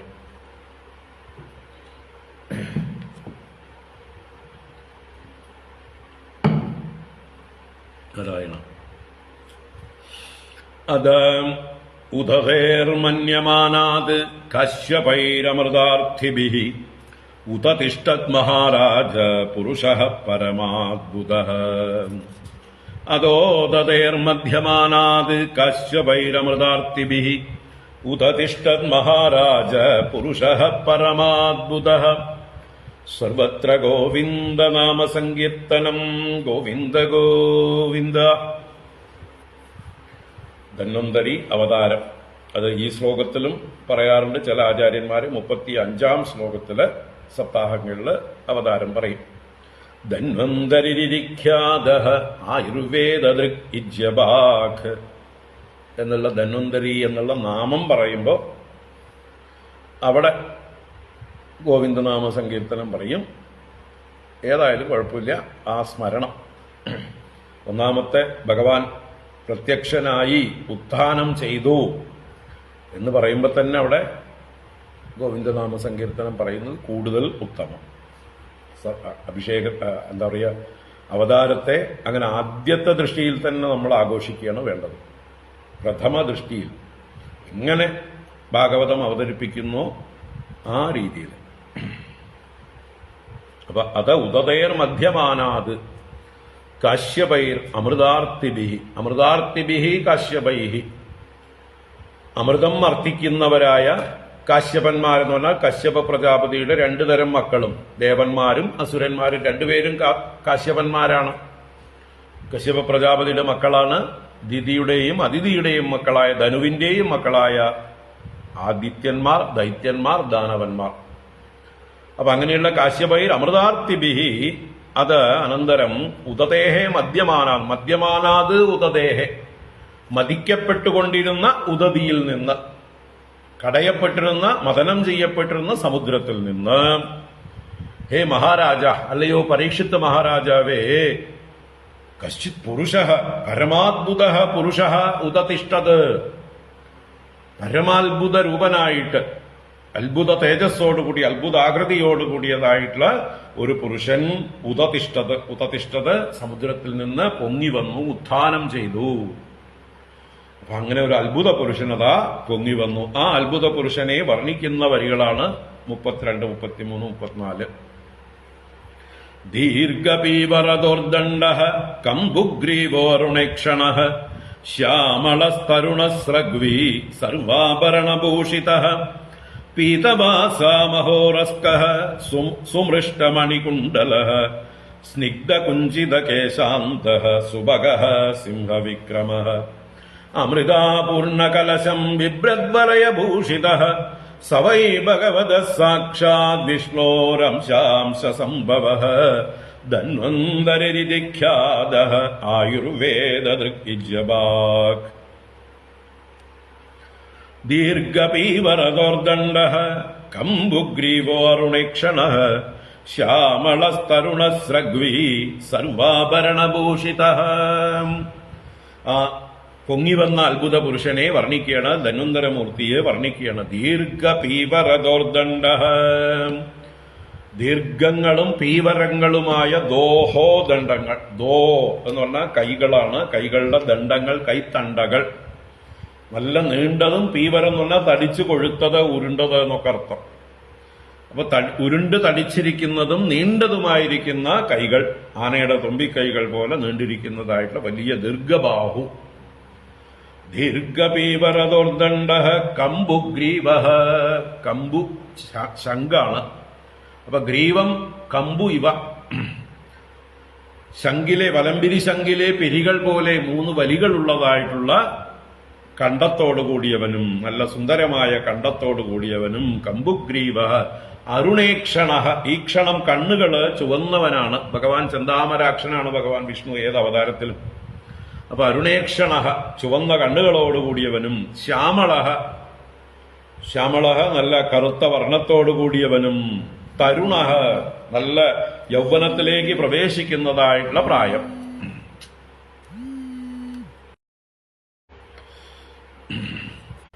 ധന്വന്തരി, അതാണ് ധന്വന്തരിഖ്യാത ആയുർവേദ ദൃക് ഇജ്യബാക്. ധന്വന്തരി ഇതി ഖ്യാത, ധന്വന്തരി എന്ന് ഖ്യാതി കേട്ടവനും പ്രശസ്തനായവനും. അതുപോലെ ആയുർവേദ ദൃക്ക, ആയുർവേദ ദൃക്ക എന്ന് പറഞ്ഞാൽ ആയുർവേദ ദർശനത്തോടു കൂടിയവനും, ആയുർവേദം എന്ന ദർശനത്തിന്റെ ആചാര്യനായിരിക്കുന്നവനും. ആയുർവേദം എന്ന മനുഷ്യന്റെ ആരോഗ്യത്തിനും ആയുസ്സിനും വേണ്ടതായിട്ടുള്ള ആ ശാസ്ത്രത്തെ ലോകത്തിന് ഉപദേശിച്ചവൻ, ദർശിച്ചവൻ എന്നുള്ള അർത്ഥത്തിൽ ആയുർവേദ ദൃക്ക്. ധന്വന്തരിയാണ് ആയുർവേദത്തിന്റെ ആദ്യത്തെ ആചാര്യൻ. മറ്റുള്ള ആചാര്യന്മാരൊക്കെ ചരകൻ, സുശ്രുതൻ മുതലായി പിന്നീടുണ്ടായിട്ടുള്ള ഋഷിമാരെല്ലാം ഈ ധന്വന്തരിയെ ഉപാസിക്കുന്നവരാണ്. അപ്പൊ അവരുടെയൊക്കെ ദേവതയാണ് ധന്വന്തരി ഭഗവാൻ. അപ്പൊ അങ്ങനെയുള്ള ആയുർവേദ ദൃക്ക്. ഇജ്യബാക്ക്, ഇജ്യബാക്ക് എന്ന് പറഞ്ഞാൽ യജ്ഞത്തിൽ ഭാഗമുള്ളവനാണ്.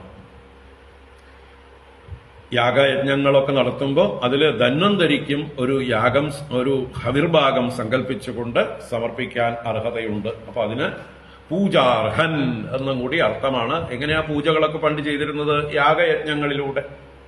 അപ്പൊ യാഗയജ്ഞങ്ങളിൽ ചെയ്യുന്ന പൂജകളിൽ ഇദ്ദേഹത്തിനും പ്രത്യേകമായി സ്ഥാനം കൽപ്പിച്ച് ഹവിസ് സമർപ്പിക്കാൻ അർഹനായിരിക്കുന്നവനാണ്. തമാലോക്യാസുരാ സർവേ കലശം ചാമൃതാമൃതം ലിപ്സന്ത സർവവസ്തൂനി കലശം തരസാഹരൻ. അപ്പൊ അങ്ങനെ ആയുർവേദത്തിൽക്കും ഇജ്യപാക്കുമായ ആ ധന്വന്തരി ഭഗവാൻ കലശത്തോടെ, അമൃത കലശത്തോടെ പൊങ്ങി വന്നു.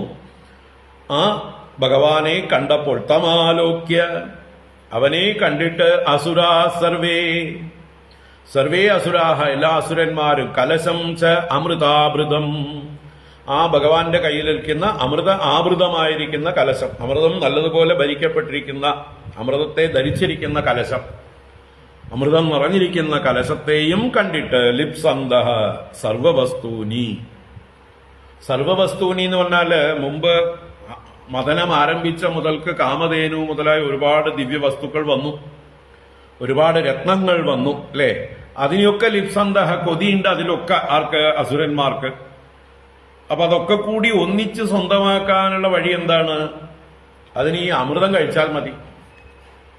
ഈ അമൃതം ഒറ്റമൂലിയാണ് എല്ലാറ്റിനും.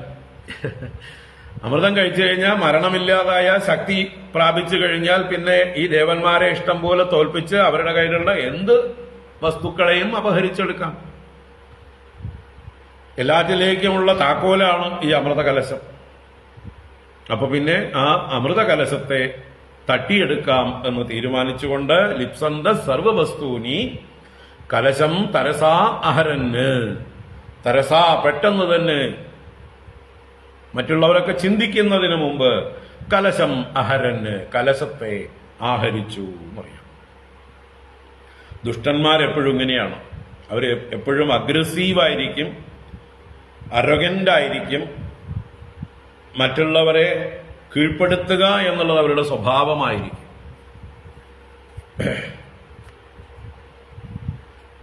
അതൊരു അസുര സ്വഭാവമാണ്. മറ്റുള്ളവരെ കീഴ്പ്പെടുത്തിക്കൊണ്ട് തനിക്ക് പലതും നേടാനായിക്കൊണ്ടുള്ള ശ്രമം. അപ്പൊ ഇവരെല്ലായിടത്തും മുമ്പിൽ നിൽക്കും, ഇടിച്ചു കയറി മുമ്പിൽ നിൽക്കും. സാത്വികന്മാരായവരെയൊക്കെ തള്ളിവിട്ട് പിന്നിലേക്ക് തള്ളി മുന്നിൽ നിൽക്കുന്നവർ ഈ അസുര സ്വഭാവമുള്ള. നമ്മൾ ഏത് രംഗത്തും അത് കാണാം, ഏത് രംഗത്തും. ക്ഷേത്ര ഭരണകാര്യങ്ങൾ നോക്കിയാൽ നാട്ടിലുള്ള, ദേശത്തിലുള്ള ആളുകളിൽ നല്ല അറിവുള്ളവരും ഭക്തിയുള്ളവരും സാത്വികന്മാരുമായിട്ടുള്ളവര് എന്താ പറയുക, അവര് പിന്നിൽ നിൽക്കും, അവർ ഒഴിഞ്ഞു നിൽക്കും. നമ്മളെ ആളുകൾ തെരഞ്ഞെടുത്ത് നിർബന്ധിച്ചാൽ ഏറ്റെടുക്കാം, അല്ലാതെ നമ്മളായിട്ട് ഈ വയ്യാവേലിയൊന്നും തലയിലെടുക്കണ്ട എന്ന് കരുതി സജ്ജനങ്ങൾ മാറി നിൽക്കും. അവിടെയാണ് ഈ ദുഷ്ടജനങ്ങൾ മുഴുവൻ ഇടിച്ചു കയറി ആധിപത്യമെടുത്ത് ക്ഷേത്രത്തെ നശിപ്പിക്കുന്ന പ്രവൃത്തികളൊക്കെ ഇന്ന് ചെയ്തുകൊണ്ടിരിക്കുന്നത്. അപ്പോൾ ആ ക്ഷേത്രത്തിന്റെ ഭരണാധികാരം പിടിച്ചെടുത്ത് അതിലൂടെ സ്വന്തം സമ്പത്ത് വർദ്ധിപ്പിക്കാനോ മറ്റു പല കാര്യങ്ങൾ സാധിക്കാനോ ഒക്കെ ആയിട്ടുള്ള ആളുകളാണ് ഇന്ന് ക്ഷേത്രം ഭരണം കൈകാളുന്നത്. അതുകൊണ്ട് നമ്മൾ എന്ത് ചെയ്യണം? ഭൂരിപക്ഷം വരുന്നതായിട്ടുള്ള സജ്ജനങ്ങള് നിരാശരും എന്താ പറയുക ഉത്സാഹമില്ലാതെയും ആയിപ്പോകുന്നു. അതിന് പകരം എന്ത് ചെയ്യണം? കുറെ സജ്ജനങ്ങളെങ്കിലും മുന്നിട്ട് വരണം. നിവൃത്തിയില്ല. ഇങ്ങനെയുള്ള ദുഷ്ടജനങ്ങൾ എല്ലായിടത്തും ഇടിച്ചു കയറുന്നത് കൊണ്ട് അവരെ പ്രതിരോധിക്കാൻ, നമ്മുടെ ധർമ്മത്തെ രക്ഷിക്കാൻ, ക്ഷേത്രങ്ങളെ രക്ഷിക്കാനൊക്കെ ആയിക്കൊണ്ട് കുറച്ച് കഴിവുള്ളവരും ഭക്തിയുള്ളവരും ആത്മാർത്ഥതയുള്ളവരും സ്വന്തം സെൽഫിഷ് അജണ്ടകളില്ലാത്തവരുമായിട്ടുള്ള ആളുകൾ മുമ്പിൽ നിൽക്കുകയും വേണം. അവരെ സപ്പോർട്ട് ചെയ്യാനും മറ്റുള്ളവര് സജ്ജനങ്ങൾ ഉണ്ടാവണം. അവരെ മുന്നിലേക്ക് തള്ളി നിർത്തണം. മറ്റുള്ളവരുടെ സപ്പോർട്ട് വേണം. അപ്പൊ സജ്ജനങ്ങള് സ്വയം തങ്ങൾക്ക് കഴിവില്ലെങ്കിൽ എന്ത് ചെയ്യണം? കഴിവുള്ള സജ്ജനങ്ങളെ തെരഞ്ഞെടുത്ത് എല്ലാ രംഗത്തും മുമ്പിലേക്ക് പ്രേരിപ്പിക്കണം. അവർക്ക് ഞങ്ങൾ സപ്പോർട്ടുണ്ട് എന്ന് പറയണം. നിങ്ങൾ പിന്മാറരുത്, നിങ്ങൾ മുമ്പിൽ നിൽക്കണം, ഞങ്ങൾ കൂടെയുണ്ട് എന്ന് തുറന്ന് നമ്മള് ഇന്നത്തെ കാലം അതാണ്. അസുരന്മാരുടെ കാലമാണ്, കലിയുഗമാണ്, അസുരന്മാരുടെ പ്രഭാവമുള്ള കാലമാണ്. എല്ലാ രംഗങ്ങളും അവർ പിടിച്ചടക്കിയിരിക്കുകയാണ്. ഏറ്റവും ഒന്നാമത്തത് രാഷ്ട്രീയമാണ്. രാഷ്ട്രീയ രംഗം നശിച്ചാൽ ബാക്കിയെല്ലാം നശിച്ചു. അതിലാണ് ഇന്ന് ഏറ്റവും അസുര സ്വഭാവമുള്ളവർ മുഴുവൻ കൊടികുത്തി വാഴുന്നത്. നല്ലവരൊക്കെ പിന്തള്ളപ്പെടുകയാണ്. നല്ല ശുദ്ധമായിട്ടുള്ള രാഷ്ട്രീയം ഇന്ന് എന്താ പറയുക ഒന്നിനും കൊള്ളാത്ത വസ്തുവാണ്. ജനങ്ങളെ സേവിക്കാനുള്ളതാണ്, രാഷ്ട്രത്തെ സേവിക്കാനുള്ളതാണ് രാഷ്ട്രീയം എന്നായിരുന്നു നമ്മുടെ പൂർവികരായിരുന്ന പല നേതാക്കന്മാരുടെയും മുദ്രാവാക്യം. ഇന്ന് സ്വന്തം കുടുംബം, സ്വന്തം ബന്ധുക്കള്, സ്വന്തം പാർട്ടിക്കാര് ഇത്രയേ ഉള്ളൂ, ലിമിറ്റഡ് ആണ്. അതിൽ കുടുംബ രാഷ്ട്രീയമാണെന്ന് എല്ലാം എന്താ പറയുക രാജ്യത്തിനെ പിടിച്ചടക്കാൻ പറ്റാത്ത എല്ലാ ആയുധങ്ങളും ഉപയോഗിച്ച് ഏറ്റവും അധികം ജനാധിപത്യ രീതിയിൽ പ്രവർത്തിക്കുന്ന പാർട്ടിയാണ് ബി.ജെ.പി. അതിനെ ഫാസിസ്റ്റ് എന്ന് വിളിച്ച് സ്വയം ഫാസിസ്റ്റുകളായിരിക്കുന്നവർ മറ്റവരിൽ ഫാസിസം ആരോപിക്കണം. സ്വയം വർഗീയങ്ങളായിരിക്കുന്നവർ മറ്റുള്ളവരിൽ വർഗീയം ആരോപിക്കുകയാണ്. യഥാർത്ഥത്തിൽ എല്ലാവരെയും ഉൾക്കൊള്ളുന്ന പാർട്ടി കൂടിയാണ് ബി.ജെ.പി. ക്രിസ്ത്യാനിയും മുസ്ലിമിനെയും ഉൾക്കൊള്ളുന്നവരാണ്. പക്ഷേ ഇവരാണെങ്കിലോ ഒരു മതം, സംഘടിത മതങ്ങൾക്ക് വേണ്ടി മാത്രം വായ തുറക്കുന്നവരാണ്.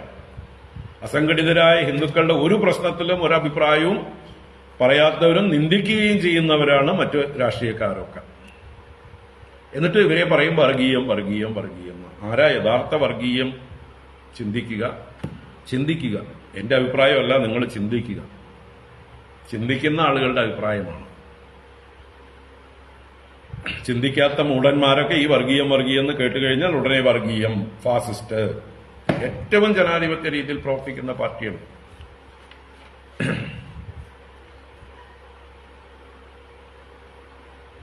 അവിടെ ഒരു സിസ്റ്റം ഉണ്ട്. അല്ലാതെ അവിടെ കുടുംബപരമായിട്ട് ഒരാളുടെ അടുത്ത തലമുറയെ അവിടെ വാഴിക്കുകയല്ല. മറ്റു പാർട്ടികളിലൊക്കെ അവരവരുടെ അടുത്ത തലമുറയെ വാഴിച്ചിട്ടാണ് മുതിർന്നവർ പതുക്കെ പിന്മാറുന്നത്. അതിപ്പോ രാജ്യത്തിലെ ഏറ്റവും വലിയ പാർട്ടിയായിരുന്ന കോൺഗ്രസിന്റെ അവസ്ഥ നമ്മളിപ്പോൾ കാണുന്നുണ്ട്. അതുപോലെ തന്നെയാണ് എല്ലാ പാർട്ടികളിലും. മറ്റ് സംസ്ഥാനങ്ങളിലൊക്കെ ഉള്ള പാർട്ടികൾ, നമ്മുടെ ഏറ്റവും അടുത്ത് കിടക്കുന്ന തമിഴ്നാട്ടിൽ നോക്കിയാൽ കാണാം DMK എന്നത് കുടുംബവാഴ്ചയാണ്. ഇപ്പൊ കേരളത്തിലെ കമ്മ്യൂണിസം പോലും ആ രീതിയിലേക്ക് മാറിക്കൊണ്ടിരിക്കുന്നു. ചിന്തിക്കുക. എല്ലായിടത്തും ഉണ്ട് യഥാർത്ഥ നെപ്പോട്ടിസം എന്ന് പറയുന്നത്. മറ്റു പാർട്ടികളെയാണ് ബാധിച്ചിരിക്കുന്നത്. ഈ ഇന്ന് ഭാരതം ഭരിക്കുന്ന പാർട്ടിക്ക് ഇല്ല. അത് ഫാസിസം എന്നുള്ളത് ഇവരുടെയൊക്കെ സ്വഭാവമാണ്. വർഗീയത എന്ന് പറയുന്നത് അവരാണ് കാണിച്ചുകൊണ്ടിരിക്കുന്നത്. പക്ഷെ ലേബലടിച്ച് ഇപ്പോ നല്ല ആളുകൾക്ക് പോലും BJP എന്ന് കേൾക്കുമ്പോഴേക്കും പേടിയാണ്. അയ്യോ, അത് വർഗീയ പാർട്ടി, അത് ഫാസിസ്റ്റ് പാർട്ടി, അതിനെ നമ്മൾ സപ്പോർട്ട് ചെയ്യില്ല. എന്ന് മന്ദബുദ്ധികളായി ചിന്തിക്കാതെ സ്വയം കൺക്ലൂഡ് ചെയ്തിരിക്കുകയാണ്. ചിന്തിക്കുക, നമ്മുടെ രാജ്യത്തെ രക്ഷിക്കാൻ വേണ്ടിയിട്ടാണ് ഇതൊക്കെ പറയുന്നത്. നമ്മുടെ രാജ്യത്തിന്റെ രക്ഷ, നമ്മുടെ സനാതനധർമ്മത്തിന്റെ രക്ഷ, അതിലൂടെയാണ് നമ്മുടെ ഓരോരുത്തരുടെയും രക്ഷ. നമ്മൾ സ്വയം രക്ഷിക്കപ്പെടണമെങ്കിൽ നല്ലത് തെരഞ്ഞെടുക്കണം. ഇത് ഏറ്റവും വലിയ തെരഞ്ഞെടുപ്പാണ് ഈ പറഞ്ഞ നമ്മുടെ ഭരണാധികാരികളെ തെരഞ്ഞെടുക്കൽ. അല്ലാതെ നിങ്ങൾ വീട്ടിലേക്കുള്ള പച്ചക്കറി തെരഞ്ഞെടുക്കുമ്പോൾ നല്ല തക്കാളിയാണോ കേടുവന്ന തക്കാളിയാണോ നോക്കുന്നതല്ല വലിയ തെരഞ്ഞെടുപ്പ്. അതൊക്കെ പോയാലും പോട്ടെ, എത്രേ പൂള്ളൂന്നുണ്ട്. തക്കാളിയും മുട്ടയും അല്ലെങ്കിൽ പച്ചക്കറിയും തിരഞ്ഞെടുക്കുന്നതല്ല തെരഞ്ഞെടുപ്പ്. നമ്മളെ ഭരിക്കുന്നത് ആരാണ്? നമ്മുടെ ഭാരതത്തിന്റെ നയങ്ങൾ രൂപീകരിക്കുന്നത് ആരാണ്? അവരെ തെരഞ്ഞെടുക്കുന്നതാണ്. നമുക്കാകെ ആ തെരഞ്ഞെടുപ്പ് വോട്ട് ചെയ്യുന്ന അത്രയും നേരെ നമുക്ക് അധികാരമുള്ളൂ. വോട്ട് ചെയ്ത് കഴിഞ്ഞാൽ പിന്നെ അഞ്ചു വർഷം നമുക്ക് ഒരു അധികാരവും ഇല്ല, ഒന്നും ചെയ്യാൻ പറ്റില്ല. അവരെ തിരിച്ചു വിളിക്കാനുള്ള ഒരു വകുപ്പുമില്ല. അവരെന്ത് തോന്നിയവാസം കാണിച്ചാലും അവരുടെ ശമ്പളങ്ങളും അവരുടെ പെൻഷനുകളും അവരുടെ കൂടെയുള്ള സ്റ്റാഫുകളുടെ എണ്ണം എത്ര കൂട്ടിയാലും അവർക്ക് എത്ര ലക്ഷങ്ങളും കോടികളും കൊടുത്ത് ദൂർത്തടിച്ചാലും അവരെത്ര വിദേശ യാത്ര ചെയ്താലും എത്ര ചികിത്സയ്ക്ക് എത്ര കോടികൾ ചെലവാക്കിയാലും ഒരക്ഷരം നമുക്ക് മിണ്ടാനുള്ള ഒരു സാധ്യതയും എവിടെയില്ല. നമ്മളെ കൊള്ളയടിക്കാൻ വേണ്ടി നമ്മൾ അവർക്ക് അധികാരം കൊടുക്കുകയാണ്. അത് തിരിച്ചറിഞ്ഞ് ഇനി ആർക്ക് അധികാരം കൊടുക്കണം? നമ്മളെ കൊള്ളയടിക്കാത്തവർ, നമ്മുടെ നന്മകളെ ചിന്തിക്കുന്നവർ ചിന്തിക്കുക. ഇത് പറഞ്ഞു വന്നത് ഇവിടെ ആസുര ശക്തികളുടെ പ്രഭാവം എല്ലാ രംഗത്തും ഉണ്ട്. പറയാം, എല്ലാ രംഗത്തും ഉണ്ട്.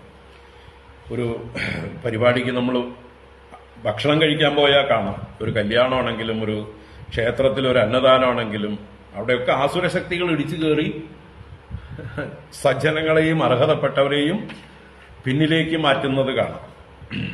ഒരു ഭാഗവത സപ്താഹമാണെങ്കിൽ തന്നെ അവിടെ ആരാദ്യം ഉണഴിക്കുക? ഏറ്റവും വൈകി വന്നവര്. രാവിലെ തൊട്ട് സപ്താഹത്തിലിരിക്കുന്നവരൊക്കെ ഏറ്റവും പുറകിലായി. അപ്പൊ അങ്ങനെ എല്ലാ രംഗത്തും, ഏത് രംഗത്തും ഈ ചാടി വീഴുന്നവരൊക്കെ അസുര സ്വഭാവമുള്ളവരാണ്. ഞാൻ മുന്നേ ഞാൻ മുന്നേ ഞാൻ മുന്നേ എന്ന് പറയുന്നു. അതിപ്പോ എന്താ പറയുക, സന്യാസിമാരുടെ ഇടയിലും ഉണ്ട് കേട്ടോ.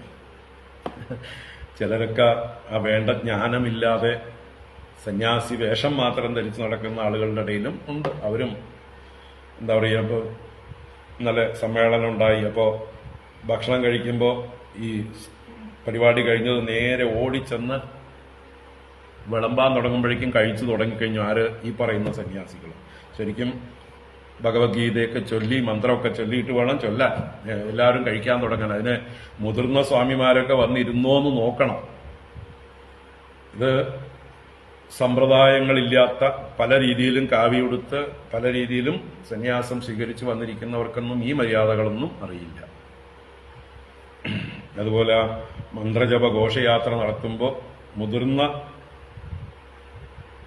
ശരിയായ സന്യാസികളും മഠാധിപതികളുമായിട്ടുള്ളവരെ മുമ്പിൽ നടത്തിക്കൊണ്ട് വേണം ഈ ഘോഷയാത്രയൊക്കെ നടത്താൻ. പക്ഷെ ഇത് ഓരോരുത്തരും ഞാൻ മുമ്പേ എന്ന് പറഞ്ഞ് അതിന്റെ മുമ്പിൽ ഇടിച്ചു കയറുന്ന ആളുകളെയും കാണാം. അപ്പൊ ബാക്കിയുള്ളവരൊക്കെ പുറകിലേക്ക് പോകും. അങ്ങനെ എവിടെ നോക്കിയാലും എല്ലായിടത്തും ഉണ്ട്. അതൊക്കെ ഒരു അസുര സ്വഭാവമാണെന്ന് തിരിച്ചറിഞ്ഞ് നമ്മൾക്ക് ആ സ്വഭാവം വരരുത്, എവിടെയും ഇടിച്ചു കയറുന്ന സ്വഭാവം ഉണ്ടാവരുത്. എന്നാൽ ധർമ്മരക്ഷയ്ക്ക് വേണ്ടി വന്നാൽ ചിലതൊക്കെ ചെയ്യേണ്ടി വരും. അത് ധർമ്മരക്ഷയ്ക്ക് വേണ്ടിയിട്ടായിരിക്കണം, സ്വന്തം സ്വാർത്ഥതയ്ക്ക് വേണ്ടി ആവരുത്, സ്വന്തം കാര്യം സ്ഥാപിക്കാനാവരുത്. ധർമ്മരക്ഷയ്ക്ക് വേണ്ടി, മര്യാദകൾ സംരക്ഷിക്കപ്പെടാൻ വേണ്ടിയിട്ട്. ഓക്കെ, അപ്പൊ പറഞ്ഞു വന്നത് ഈ അസുര സ്വഭാവം എന്നുള്ളത് ഭഗവാനാണ് ഈ പറഞ്ഞ പാലാഴിമതനം മുഴുവൻ ചെയ്തത്. ആ ഭഗവാനോട് അനുവാദം മേടിച്ച് മദ്യം ഭഗവാന്റെ അനുമതി കൊണ്ടാണ് വാങ്ങിച്ചതെന്ന് പറയുന്നുണ്ട് അല്ലേ?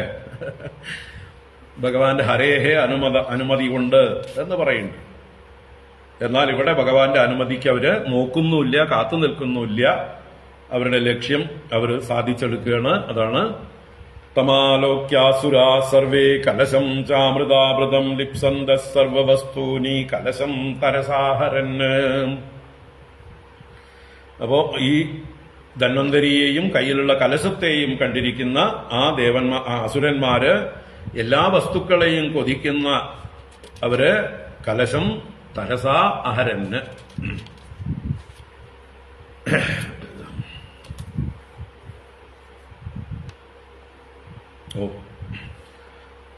നീയമാനേ അസുരൈസ്തസ്മിൻ കലശേ അമൃതഭാജനേ വിഷണ്ണമനസോ ദേവാ ഹരിം ശരണമായയുഃ.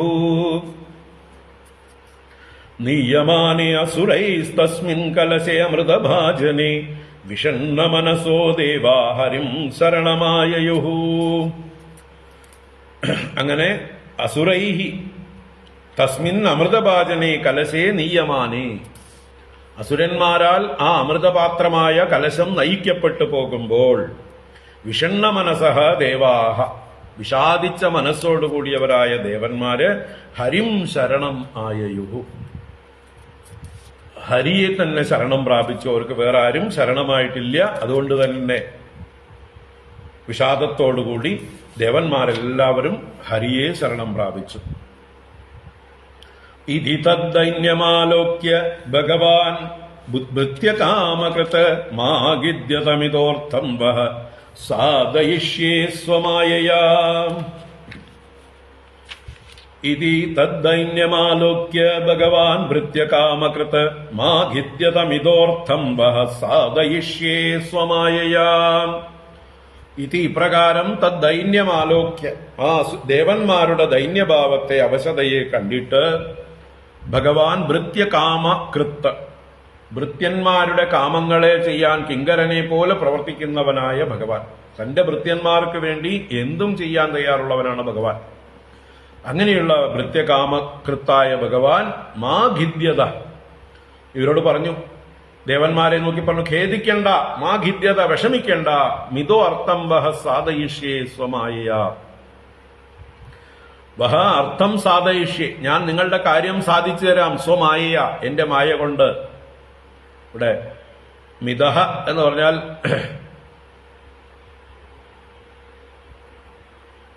അന്യോന്യം, നിങ്ങൾ തമ്മിൽ എന്നൊക്കെ അർത്ഥത്തിൽ നിങ്ങൾ തമ്മിൽ പരസ്പരം ഒരു തരത്തിലുള്ള വിഷമവും വേണ്ട, ഞാൻ എന്റെ കാര്യം, ഞാൻ നിങ്ങളുടെ കാര്യം, നിങ്ങളുടെ അർത്ഥം സാധിച്ചു തരാം, അല്ലെങ്കിൽ ഞാൻ ഏകാന്തത്തിൽ ഞാൻ സാധിച്ചു തരാം എന്ന് ഒരർത്ഥം. മിതഹ എന്നുള്ളത് കൊണ്ട് ഞാൻ സ്വകാര്യമായിട്ട് ഏകാന്തത്തിൽ ഞാൻ നിങ്ങളുടെ കാര്യം.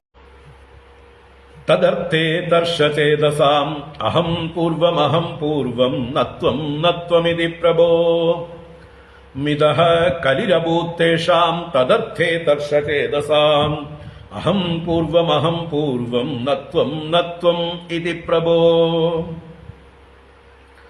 തദർത്ഥേ ദർശചേതസാം, ഈ അമൃതത്തിൽ തർഷചേതസ്സുകൾ, തർഷം എന്ന് പറഞ്ഞാൽ തൃഷ്ണ, തൃഷ്ണ എന്നൊക്കെ പറഞ്ഞാൽ ആഗ്രഹം, കൊതി, ആസക്തി എന്നൊക്കെ അർത്ഥം. അപ്പൊ തർഷചേതസാം, ആസക്തിയുള്ള മനസ്സായിട്ടുള്ള ആളുകൾക്ക്, അമൃതാർത്ഥത്തിൽ ആഗ്രഹിച്ചിരുന്ന മനസ്സോടുകൂടിയ തേഷാം, ആ അസുരന്മാരുടെ ഉള്ളിൽ അഹം പൂർവം, അവർ തമ്മിൽ കലഹിക്കാൻ ആരംഭിച്ചു. എന്ത് പറഞ്ഞുകൊണ്ട്? അഹം പൂർവം, ഞാനാദ്യം. ഇത് അസുര സ്വഭാവമാണ് അല്ലെ, ഞാനാദ്യം എന്ന് പറയുന്നത്. ഞാനാണ് കേമൻ, നിന്നേക്കാൾ പലതിലും ഞാൻ കേമനാണ്, അതുകൊണ്ട് ഞാനാദ്യം. ഇതാണ് തർക്കം. എല്ലാ തർക്കങ്ങളും ഇങ്ങനെയാണ് ഉണ്ടാവുക. ഏതെങ്കിലും രീതിയിൽ മറ്റുള്ളവരെക്കാൾ താൻ കേമനാണെന്ന് വിചാരിക്കുമ്പോ തർക്കം ഉണ്ടാവും. അതാണ് ഞാനാദ്യം എന്ന് പറഞ്ഞ അഹം പൂർവം. നത്വം, നീയല്ല, നിനക്കല്ല സീനിയോറിറ്റി, നിനക്കല്ല മഹത്വം, നിനക്കല്ല വിദ്യ കൂടുതല്, നിനക്കല്ല സ്ഥാനം കൂടുതല്. ഇങ്ങനെയുള്ള അസുര സ്വഭാവം. നത്വം ഇത് മിതഃ കലിഹി അഭൂത്. ഇങ്ങനെ മിതഃ എന്ന് പറഞ്ഞാൽ അന്യോന്യം, പരസ്പരം ആ അസുരന്മാർ തമ്മിൽ തന്നെ കലിഹി എന്ന് പറഞ്ഞാൽ കലഹം, തമോ ഗുണം വർദ്ധിച്ച് അവര് തമ്മില് കലഹം സംഭവിച്ചു. ഇനി ബാക്കിയുള്ളത് വൈകുന്നേരം കാണാം. എന്തായാലും 6-7 ശ്ലോകങ്ങൾ കൂടിയുണ്ട്, തീരില്ല. നമുക്ക് വൈകിട്ട് കാണാം, വൈകിട്ട് 5 മണിക്ക് നോക്കാം. കായേന വാചാ മനസേന്ദ്രിയൈർവാ ബുദ്ധ്യാത്മനാ വാ പ്രകൃതേ സ്വഭാവാത് കരോമി യദ്യത് സകലം പരസ്മൈ നാരായണായേതി സമർപ്പയാമി. ഓം ശാന്തി ശാന്തി ശാന്തി. ഹരി ഓം ശ്രീ ഗുരുഭ്യോ നമഃ. ഹരി ഓം.